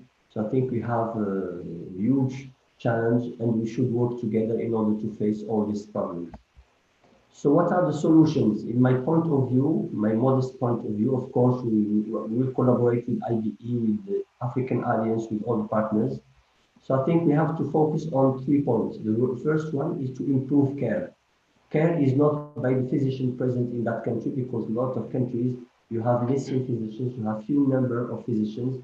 For example, in Africa, we have Gambia, we have South Sudan, we have also Eritrea, with no neurologists at all, and we have other countries more than 10 with 1 to 2, and the average number is around 10 to 20. Of course, we have South Africa, we have Egypt, we have Tunisia, Morocco, and Nigeria, where you have more than 180, but in majority you have less than 20 per country. And by example, Democratic Republic of Congo, when you have 100 million inhabitants, you have only 13 neurologists. The second point is education. We have to educate patients with epilepsy, carers, the families, and don't forget the specialists, but especially the general practitioners, but also the general population. And my big point is about the use of new technologies, as I'm also the chair of Telemedicine Commission in IBE. So I'm focusing more than 10 years ago about this topic. So we need to improve care by campaigns, but also by educating the present physicians. But we have also big work to do with new technologies, with telemedicine, because as I mentioned, a lot of countries, you don't have enough specialists and you have only GPs on whom you could count, or maybe you can have 1 or 2 specialists and they could not work efficiently if they are not supported. And telemedicine is a key. So about the telemedicine, you can see here that telemedicine is really the big issue and the solution that could solve a lot of problems. We can help by telediagnosis, by teletreatment. Of course, we are already starting this. I will mention it in a few slides. Teleteaching, teleconferencing, tele-emergency, telenursing. We have also a very ambitious program with African colleagues, and now with the colleagues in Latin America and Asia, we are also happy to collaborate. Of course, there is the problem of language, but we can use Zoom as it provides also translation in different languages in the same time. We can also have tele-education, tele-assistance, and tele-support. So the advantages of telemedicine is to diffuse information, to gain time, reduce the costs. As you see in Africa, people have difficulties to fund their travel and their participation either in conferences. We can diversify collaboration, resolve some easy situations like side effects, for instance, and also resolve some difficult situations. For example, when you need an advice from an expert, for example, autism in epilepsy or cerebral palsy in epilepsy. I will just mention some examples. For example, we started tele-diagnosis. This is our experience in Marrakesh. As you can see here, we are solving a lot of problems in rural areas, and we are collaborating with GPs, but also with specialists, but sometimes with nurses. We have also tele-treatment. We do some prescriptions, of course, for already seen patients in face-to-face consultation, but sometimes there are some new patients, for example, as we did now since 3 weeks with some African countries like Rwanda, like Malawi. We are consulting some patients. Of course, we see the videos and we discuss with their physicians, and a lot of improvements have been made about their evolution. Now, what are the topics we could involve in telemedicine? Of course, we have epilepsy is the main topic, but we have a lot of other disorders that we can solve when we are facing such difficulties, for example, to treat stroke, Alzheimer. But our topic will be only on epilepsy in this presentation. We can use a lot of platforms, as it has been already mentioned in our paper published in 2018 in epilepsy behavior. So Skype is very easy to use, but not very practical. WebEx also, but it does not give a lot of groups to attend. Zoom, I think it's the right one. It's not free, but we already have in our associations the license to use it. Adobe Connect, video conferencing, live class, and many others. But we have to think also about the good internet connection. So just a few words about our experience in Marrakesh University Hospital in using telemedicine. Here you can see on the top right, our university hospital has around 900 beds. And here on the left, one of telemedicine sessions. So we are well equipped with cameras, computers, and we have optic fiber for good connection. And also we can use our laptop or our mobile phones, as you can see here. On the right here in the bottom, you can see the city of Essaouira, where the first experience started. So why we developed first telemedicine in Marrakesh in South Morocco? So we have few reasons. The first one is that we have specialists also in Morocco. We have around 180, but you can see on the map that the majority are focused on Rabat Casablanca, which is nearly 1/10 of the population, northwest around 52%, and only 12% in Marrakesh and its area, and 5% in Agadir in its area, and all South Morocco is less than 4%. The second reason is that we found that in Marrakesh, we are receiving a lot of in and out patients coming from different cities, as you may see in red dots. And the dot, when it's bigger, that means that we have a lot of patients coming from those cities. And now recently we reduced this number just thanks to telemedicine, because we are contacting patients and their physicians using new technology. The third reason is that we have a lot of difficult access centers in the areas, especially in rural areas in Morocco. You can see here we have high mountains and we have the snow. You can see on the bottom right here. Sometimes people could not cross, so they have to return back home. And in the middle Atlas and high Atlas, so we have difficult access, and now we are focusing on these difficult access regions to reach. And we already started this experience, as it has been mentioned here and published in 2012, which is the itinerary consultations. And we found that it's very helpful, but now with telemedicine, it's more helpful than itinerary consultations. The third point is saving costs, displacement, and money. And here I just did one comparison between one patient coming from Salle, which is 708 kilometers far from Marrakesh. So we have three scenarios. The first one is the free telemedicine consultation that we can afford for free using mobile phones. So it doesn't cost more than $1. The second option is, for example, when we will be charged, because the hospital could charge patients if they have not the poverty card. So they have to pay around $10, and it lasts just 5 minutes just to get in touch and connected. And the third option is when the patient is traveling from that city to Marrakesh. So he needs $140 and it takes 2 days by bus. So very, very difficult trip, and he should come with somebody of his family. So you can see here that telemedicine is really very easy and practical solution. And here also we have inaugurated with our king here on the right. I'm presenting to him our first center created in the 23rd of December 2016 with our past Ministry of Health and Director of University Hospital here. And it was really very good center. Now we are providing a lot of activities, not only in neurology, but in other specialties like cardiology or endocrinology. And we are saving time and energy for our patients. So here are the experience we started. In 2013, we started with Salle, as you can see here, and we are connecting with patients, but we need a coordinator on the other side. And I think NGOs are really the solution because, as you know, we have a little bureaucratic system, as it's the case in many countries like in Africa, but also in Europe and the United States. So when we are working with NGOs, all the bureaucracy is over, and we are connecting very easily. And the coordinator of the NGO is the person who is in touch with us and connecting with us and avoiding any problems. We have also another experience using other devices, as you see here, mobile phones and laptops. For example, this is in another city. But we also collaborated with other countries. For example, here with Chams, I think she is connected with us, and thank to her because she is very active, and we initiated one experience in 2017 between Sfax and Marrakesh. And here you can see me with the group of patients with epilepsy attending one session with Sfax, and we are exchanging information between Sfax Center and Marrakesh Center.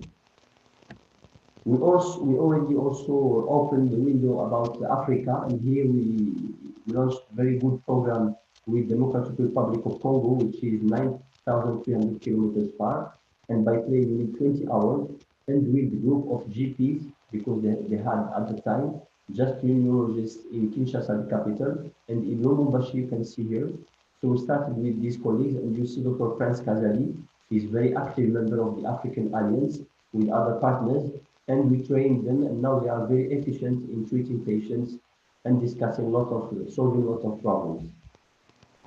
And as I mentioned, I'm as president of the IB Commission on E-Solutions, and thanks to Professor Martin Brody for nominating me, and also thanks to all the members you can see here, and to Anne, because she is the executive director of IBE, and we did a study that we should publish sooner, and already another study, the first one has been published in 2018, another one recently, 2020, that you could read, and you have all the aspects of telemedicine in epilepsy. Inside the Epilepsy African Alliance, as you can see here, so we have good collaboration, and here, by example, it's one symposium and one webinar that we had. You can see Jacobo Gumbate and also Michael Alexa, who have been connected, and also Mrs. Chantal from Rwanda, and many other colleagues. And now we are in our 7th webinar next week. So we just during 1 year, we did a lot of accomplishments in the Alliance, African Alliance.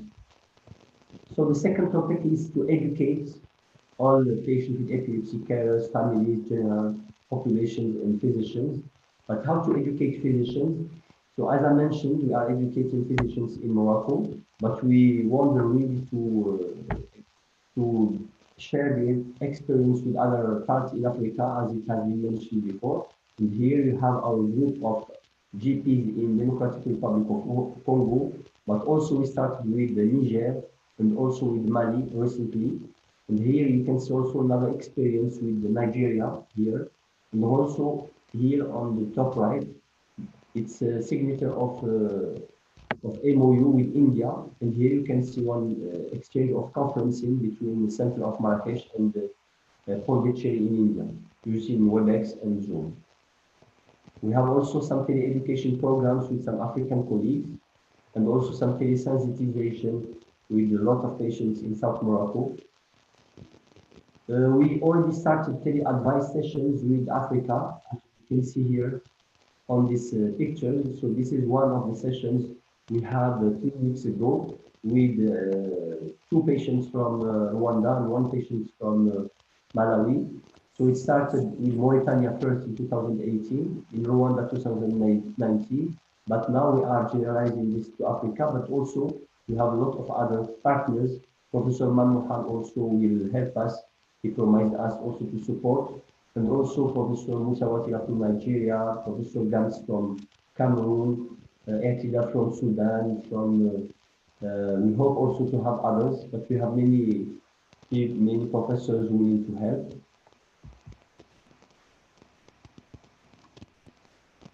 We are also using education of physicians using epilepsy journals, and Mr. Manmohan mentioned we launched the African Middle East Epilepsy Journal in January 2012. As you can see here, it's already indexed on Chams since July 2013. So it's very helpful for the African colleagues. It's in English and in French. We have 6 issues per year. Now we are working on indexing it on Medline, and it's made for free access. You can see here the link. And you have a lot of topics about social background. If you put social topics, you have a lot of presentations, and we have papers from Senegal, from Democratic Republic of Congo, from also Giuliano Avanzini wrote paper, and Thanos Kovanis and other colleagues. And here you have very interesting study about knowledge attitudes towards epilepsy in Mali done by Yusuf Amaiga. So very interesting paper. It has been published, and also it has been taken by PubMed open access. We did a lot of collaborations with some partners, for example, with the scientists Chantal Ferguson from the United States about the perception of epilepsy in Morocco.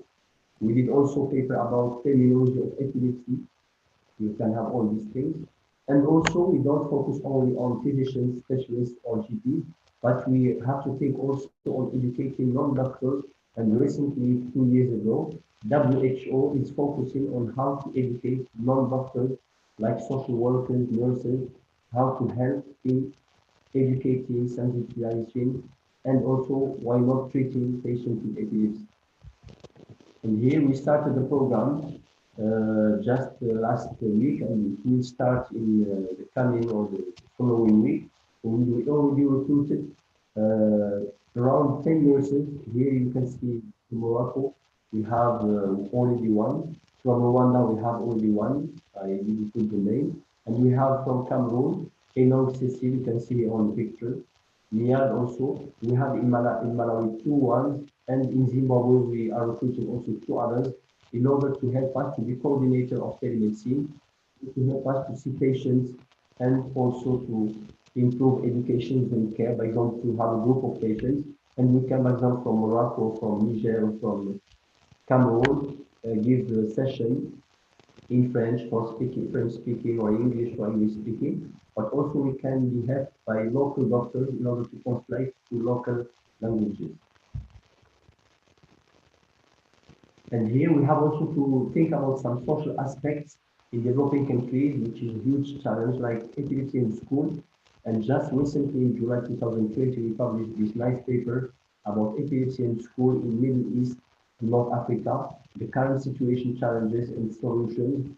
And here we are also working with African inside the Alliance about the same topic in order how to improve the aspects, social aspects of epilepsy in school. And we are also thinking about a very ambitious program in rural areas in order to support kids in the school and to avoid exclusion from school. We have also some good initiatives to encourage, like as I mentioned, we are supporting general practitioners to help in solving epilepsy issues. And here you have the experience of the Democratic Republic of Congo, and you have Dr. Kazabi here, very brilliant person, GP, and with other colleagues, and now they initiated their association, which is ASNEC, and they already did a lot of program, a lot of activities to support patients in the Democratic Republic of Congo. We have to develop more and more software of telemedicine, and I don't want to talk about everything because I need a lot of time. But we just launched with another university in north of Morocco, one program, one website dedicated to telemedicine, when patients could enter all the information and he could have some answers to the probability of epilepsy diagnosis, and he could be referred to us. And also we are using artificial intelligence And we are collaborating also with the partner in UK, Professor Patterson, and also with the company in India, and also Mr. Manmohan also will support us. We have also another program that we initiated in South Morocco, which is a sophisticated program of the use of telemedicine, using some satellite connections. For example, in some areas, in rural areas, we don't have access, so we need to develop some tools. For example, some ambulance with telemedicine, when we could put it in one market, for example, one weekly market in rural areas, and we can have a lot of facilities for patients from different regions to access to hospitals to be consulted by there. And also we add the facility of some kits, as you can see here, using EEG, so we can practice EEG without any physician there, just with these nurses. So that's why I'm focusing on nurses, because it could be of very big help. So in conclusion, I want to say that we have a lot of work to do in collaboration with IBE, WHO, with the African Alliance, with colleagues in Latin America, in Asia, and all parts of the world. We have to focus on education, on care, education, and sensitization, prevention. We have to create and to educate patients with epilepsy, their families, their carers, and also we don't forget about general population, our physicians, also the GPs. In many countries in Africa, Latin America, and Asia, we have only GPs and not specialists, not neurologists. So we have to work with them, to collaborate with them. And to succeed in the telemedicine, we need to demystify telemedicine, because a lot of people, they don't know about telemedicine and they are scared about being involved. We have to have willingness to be available, good coordination. That's why we are recruiting nurses, and thanks to the Alliance, to Mr. Kazviti, to all the colleagues, because the coordinator will be the nurse, specialized nurse, who will provide all the facilities, computer and everything. We need trained staff, equipment to be available, good internet connection, that's very important. And I will share with my colleagues in the Alliance one very simple tool, how to measure the flow of your internet connection in order to avoid a place where you have a low internet connection. Do tests before any use, and think of jet lag in telemedicine between countries, as now we have India, which is 5 hours ahead, and we have Mexico, Lilian Nunez, which is 7 hours before. And we thank also Mrs. All the partners, and of course we have Mrs. Nahida from Canada. She is connected also with us. Mr. Chams, Anne, and all the other partners, Mr. Hassan, and thank you very much for your attention.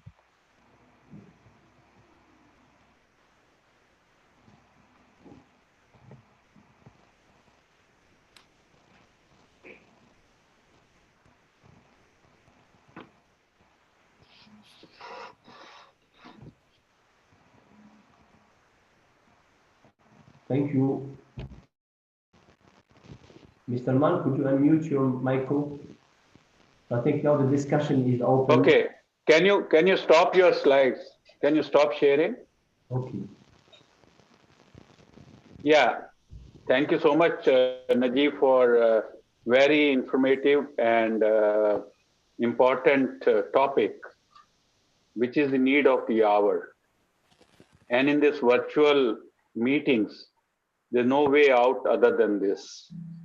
Definitely we need good connectivity, good communication, and also educate each other through this, whether it is teacher-student learning, it is doctor and person with epilepsy, or their caregivers, or the public at large.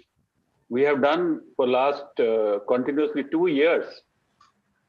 On International Epilepsy Day, we did with the Japanese Epilepsy Society, with Professor Akio Kida. On that side, there were people with epilepsy in Japan, people with epilepsy in my institute. And this year we also connected to Chennai, Indore, and Mumbai, the Bombay hospital. So this is a very rich experience. The problems are almost same in most of the countries, except the severity is variable. So I think when we do next, we will also connect to other countries in Europe and US, and that will be very nice. We will take help from Anne Little for connecting different countries, which I called as intra-regional and inter-regional synergy, and I like to carry that forward if situation permits. Virtual is the key these days. Maybe after some time hybrid.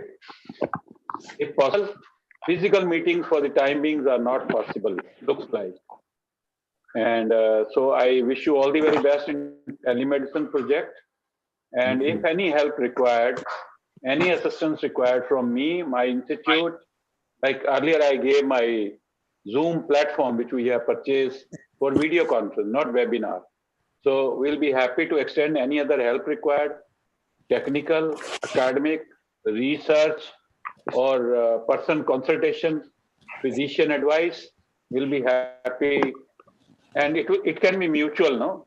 The experience from Latin America, experience from Europe, experience from US, experience from Africa. So with these words, I think I'll open the platform. Najib, you can. Yeah, I think we can get some questions. Yes, I would like to make a comment. Congratulations, because your program is very successful.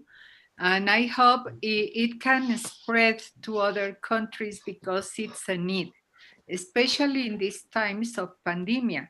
Pandemic had brought a positive aspect, that is to obtain these resources for communicate for a long distance.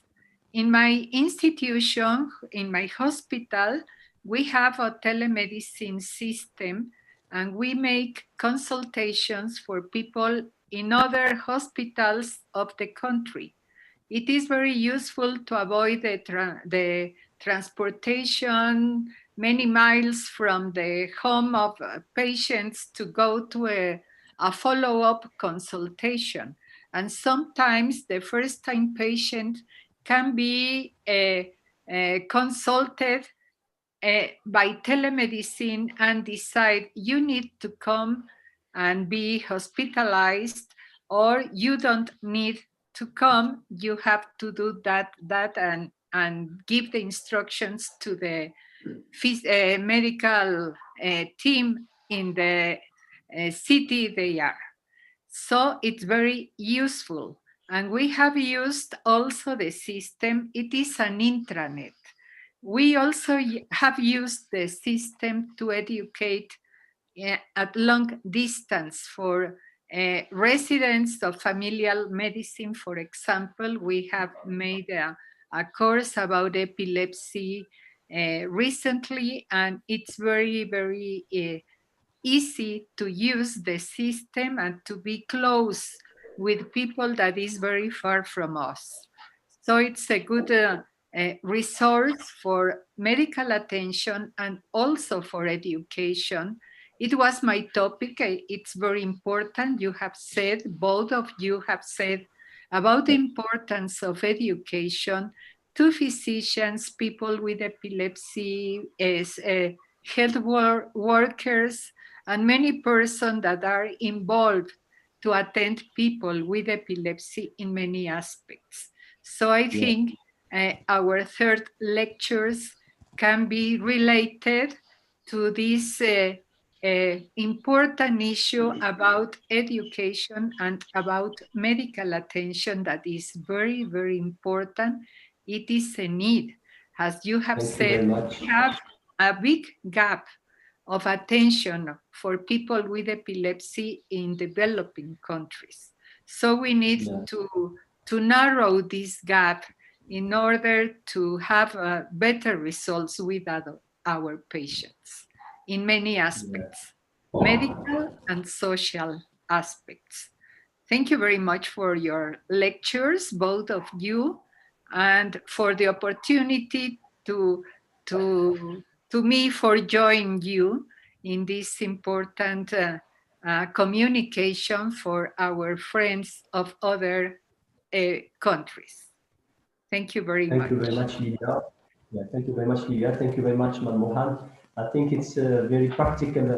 Also, I want to thank Mr. Martin Brody because he launched with us the Commission of Telemedicine.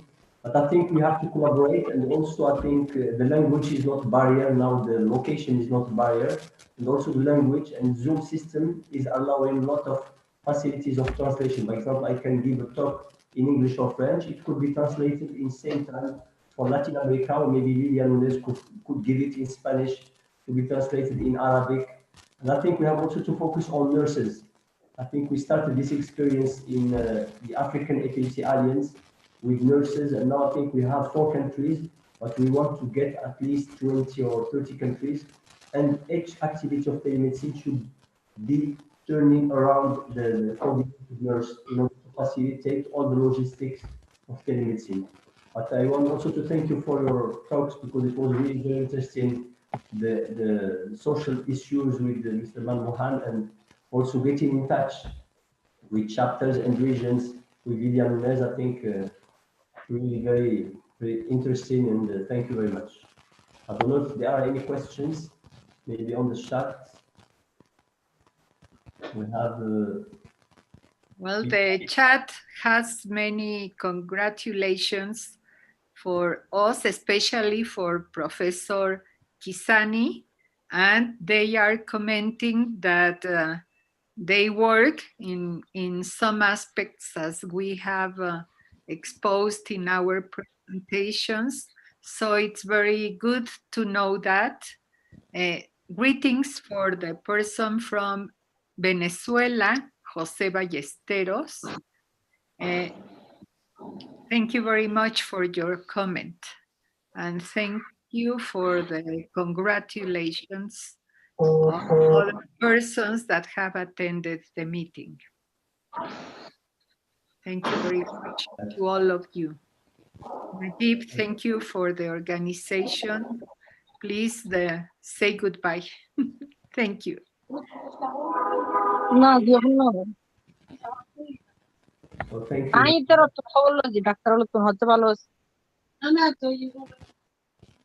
If you have a question, I think Shashwata Bisma.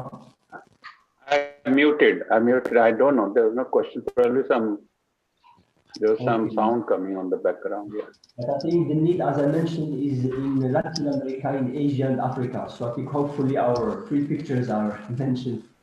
And I think there is a big challenge to this. We have not to forget about developing, about middle-income countries, like in North Africa, like in Middle East. Also, we have big gap of specialists. So I think we could exchange experiences. I think within IB, I think we have a lot of work to do in collaboration.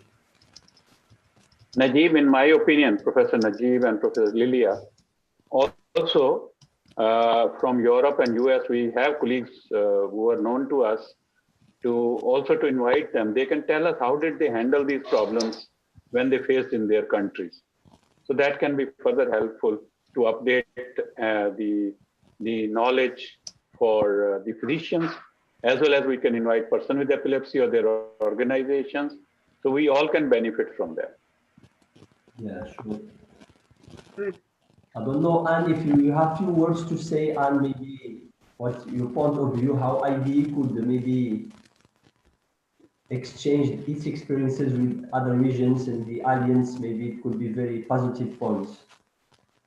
Sorry, my apologies. I had incorrectly anticipated that this was going to be a webinar that would be for patients as well, but I think it's been more a scientific event. So it's probably, yeah, I mean, you know, thank you for the speakers, but I don't really have any comment to make. Thank you very much, Anne. All our greeting to Martin Brody, and also our memories with Manmohan and all the people that died this year.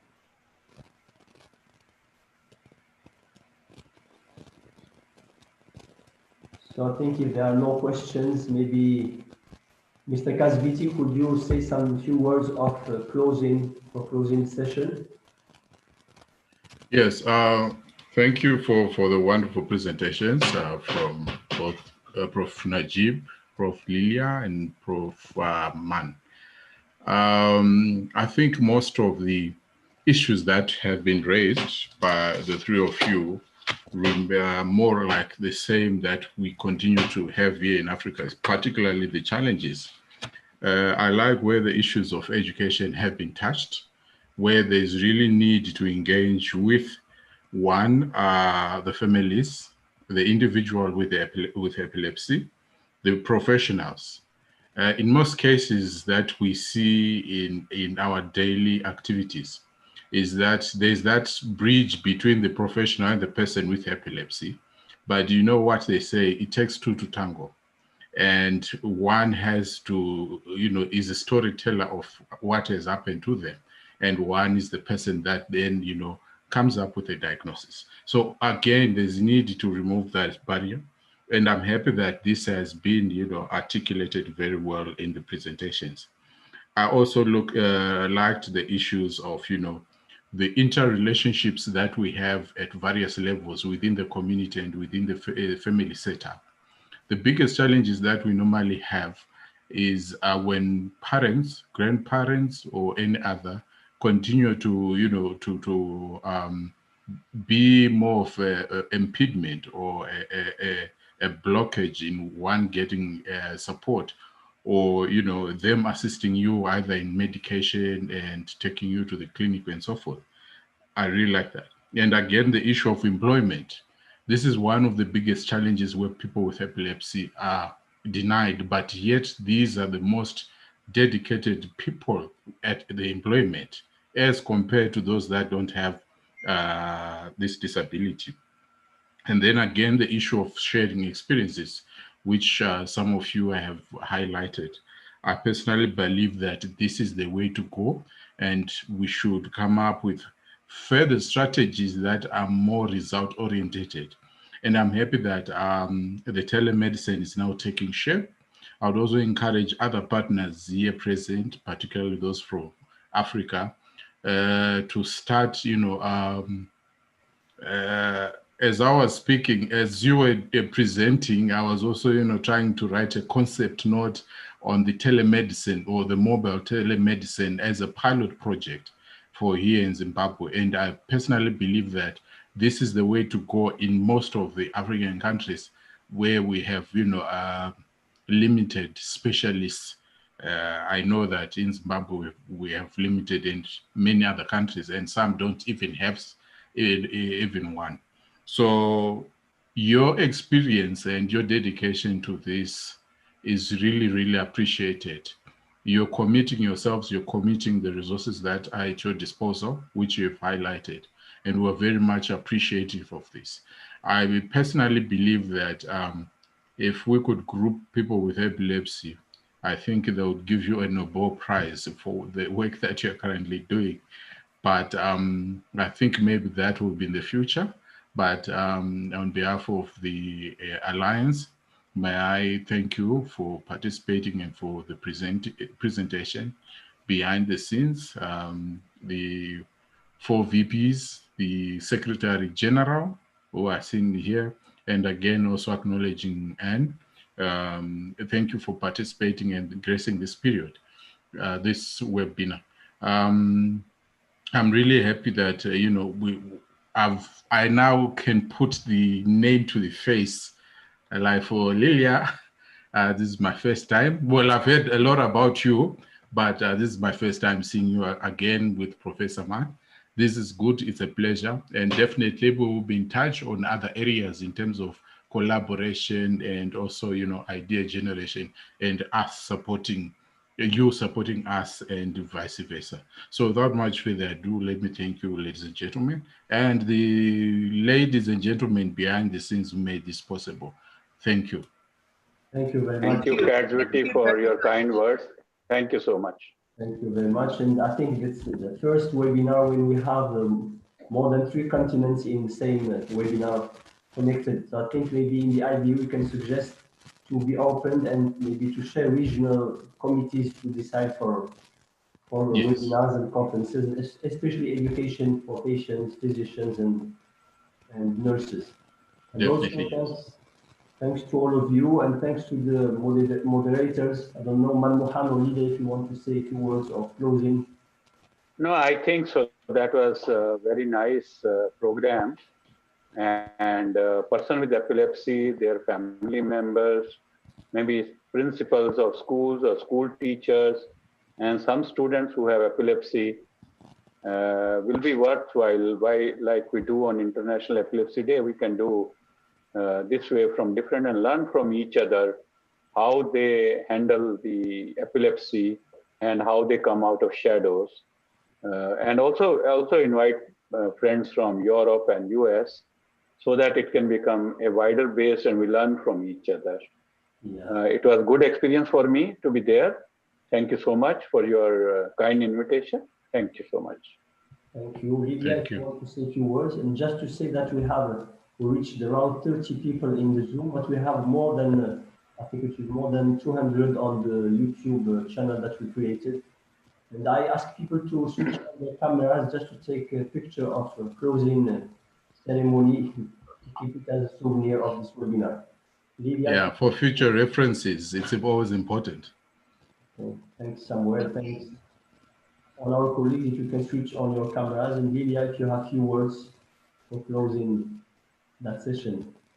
Thanks, Mr. Hassan, Mr. Bouchek. I only want to thank again because we have the opportunity to communicate with you. You are very far from my country. I am very far from you, but we are closer because this communication way is very good, and we can see each other and talk and exchange ideas. And it was the aim of this webinar, to meet each other and to know about your work and let you know about our work in other countries. Thank you very much for the opportunity, and let's work in other issues and continue with this that are very important for all of our countries. Thank you again. Thank you all, and have a nice evening in India, nice morning in Mexico, and nice afternoon in Morocco and other countries. Thanks to all of you, and have a good day, good weekend. Goodbye. Bye-bye. Goodbye. Bye-bye. Goodbye. Bye.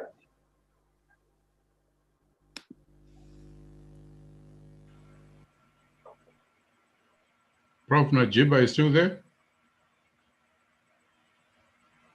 Hello? Maybe, no. Professor Najiba is still there? No, I think he left. He left. Oh, okay. Okay, thank you for your participation. Thank you for all the work behind the scenes. Yeah, very much. We appreciate the good work you're doing. Thank you. Thank you very much. Bye.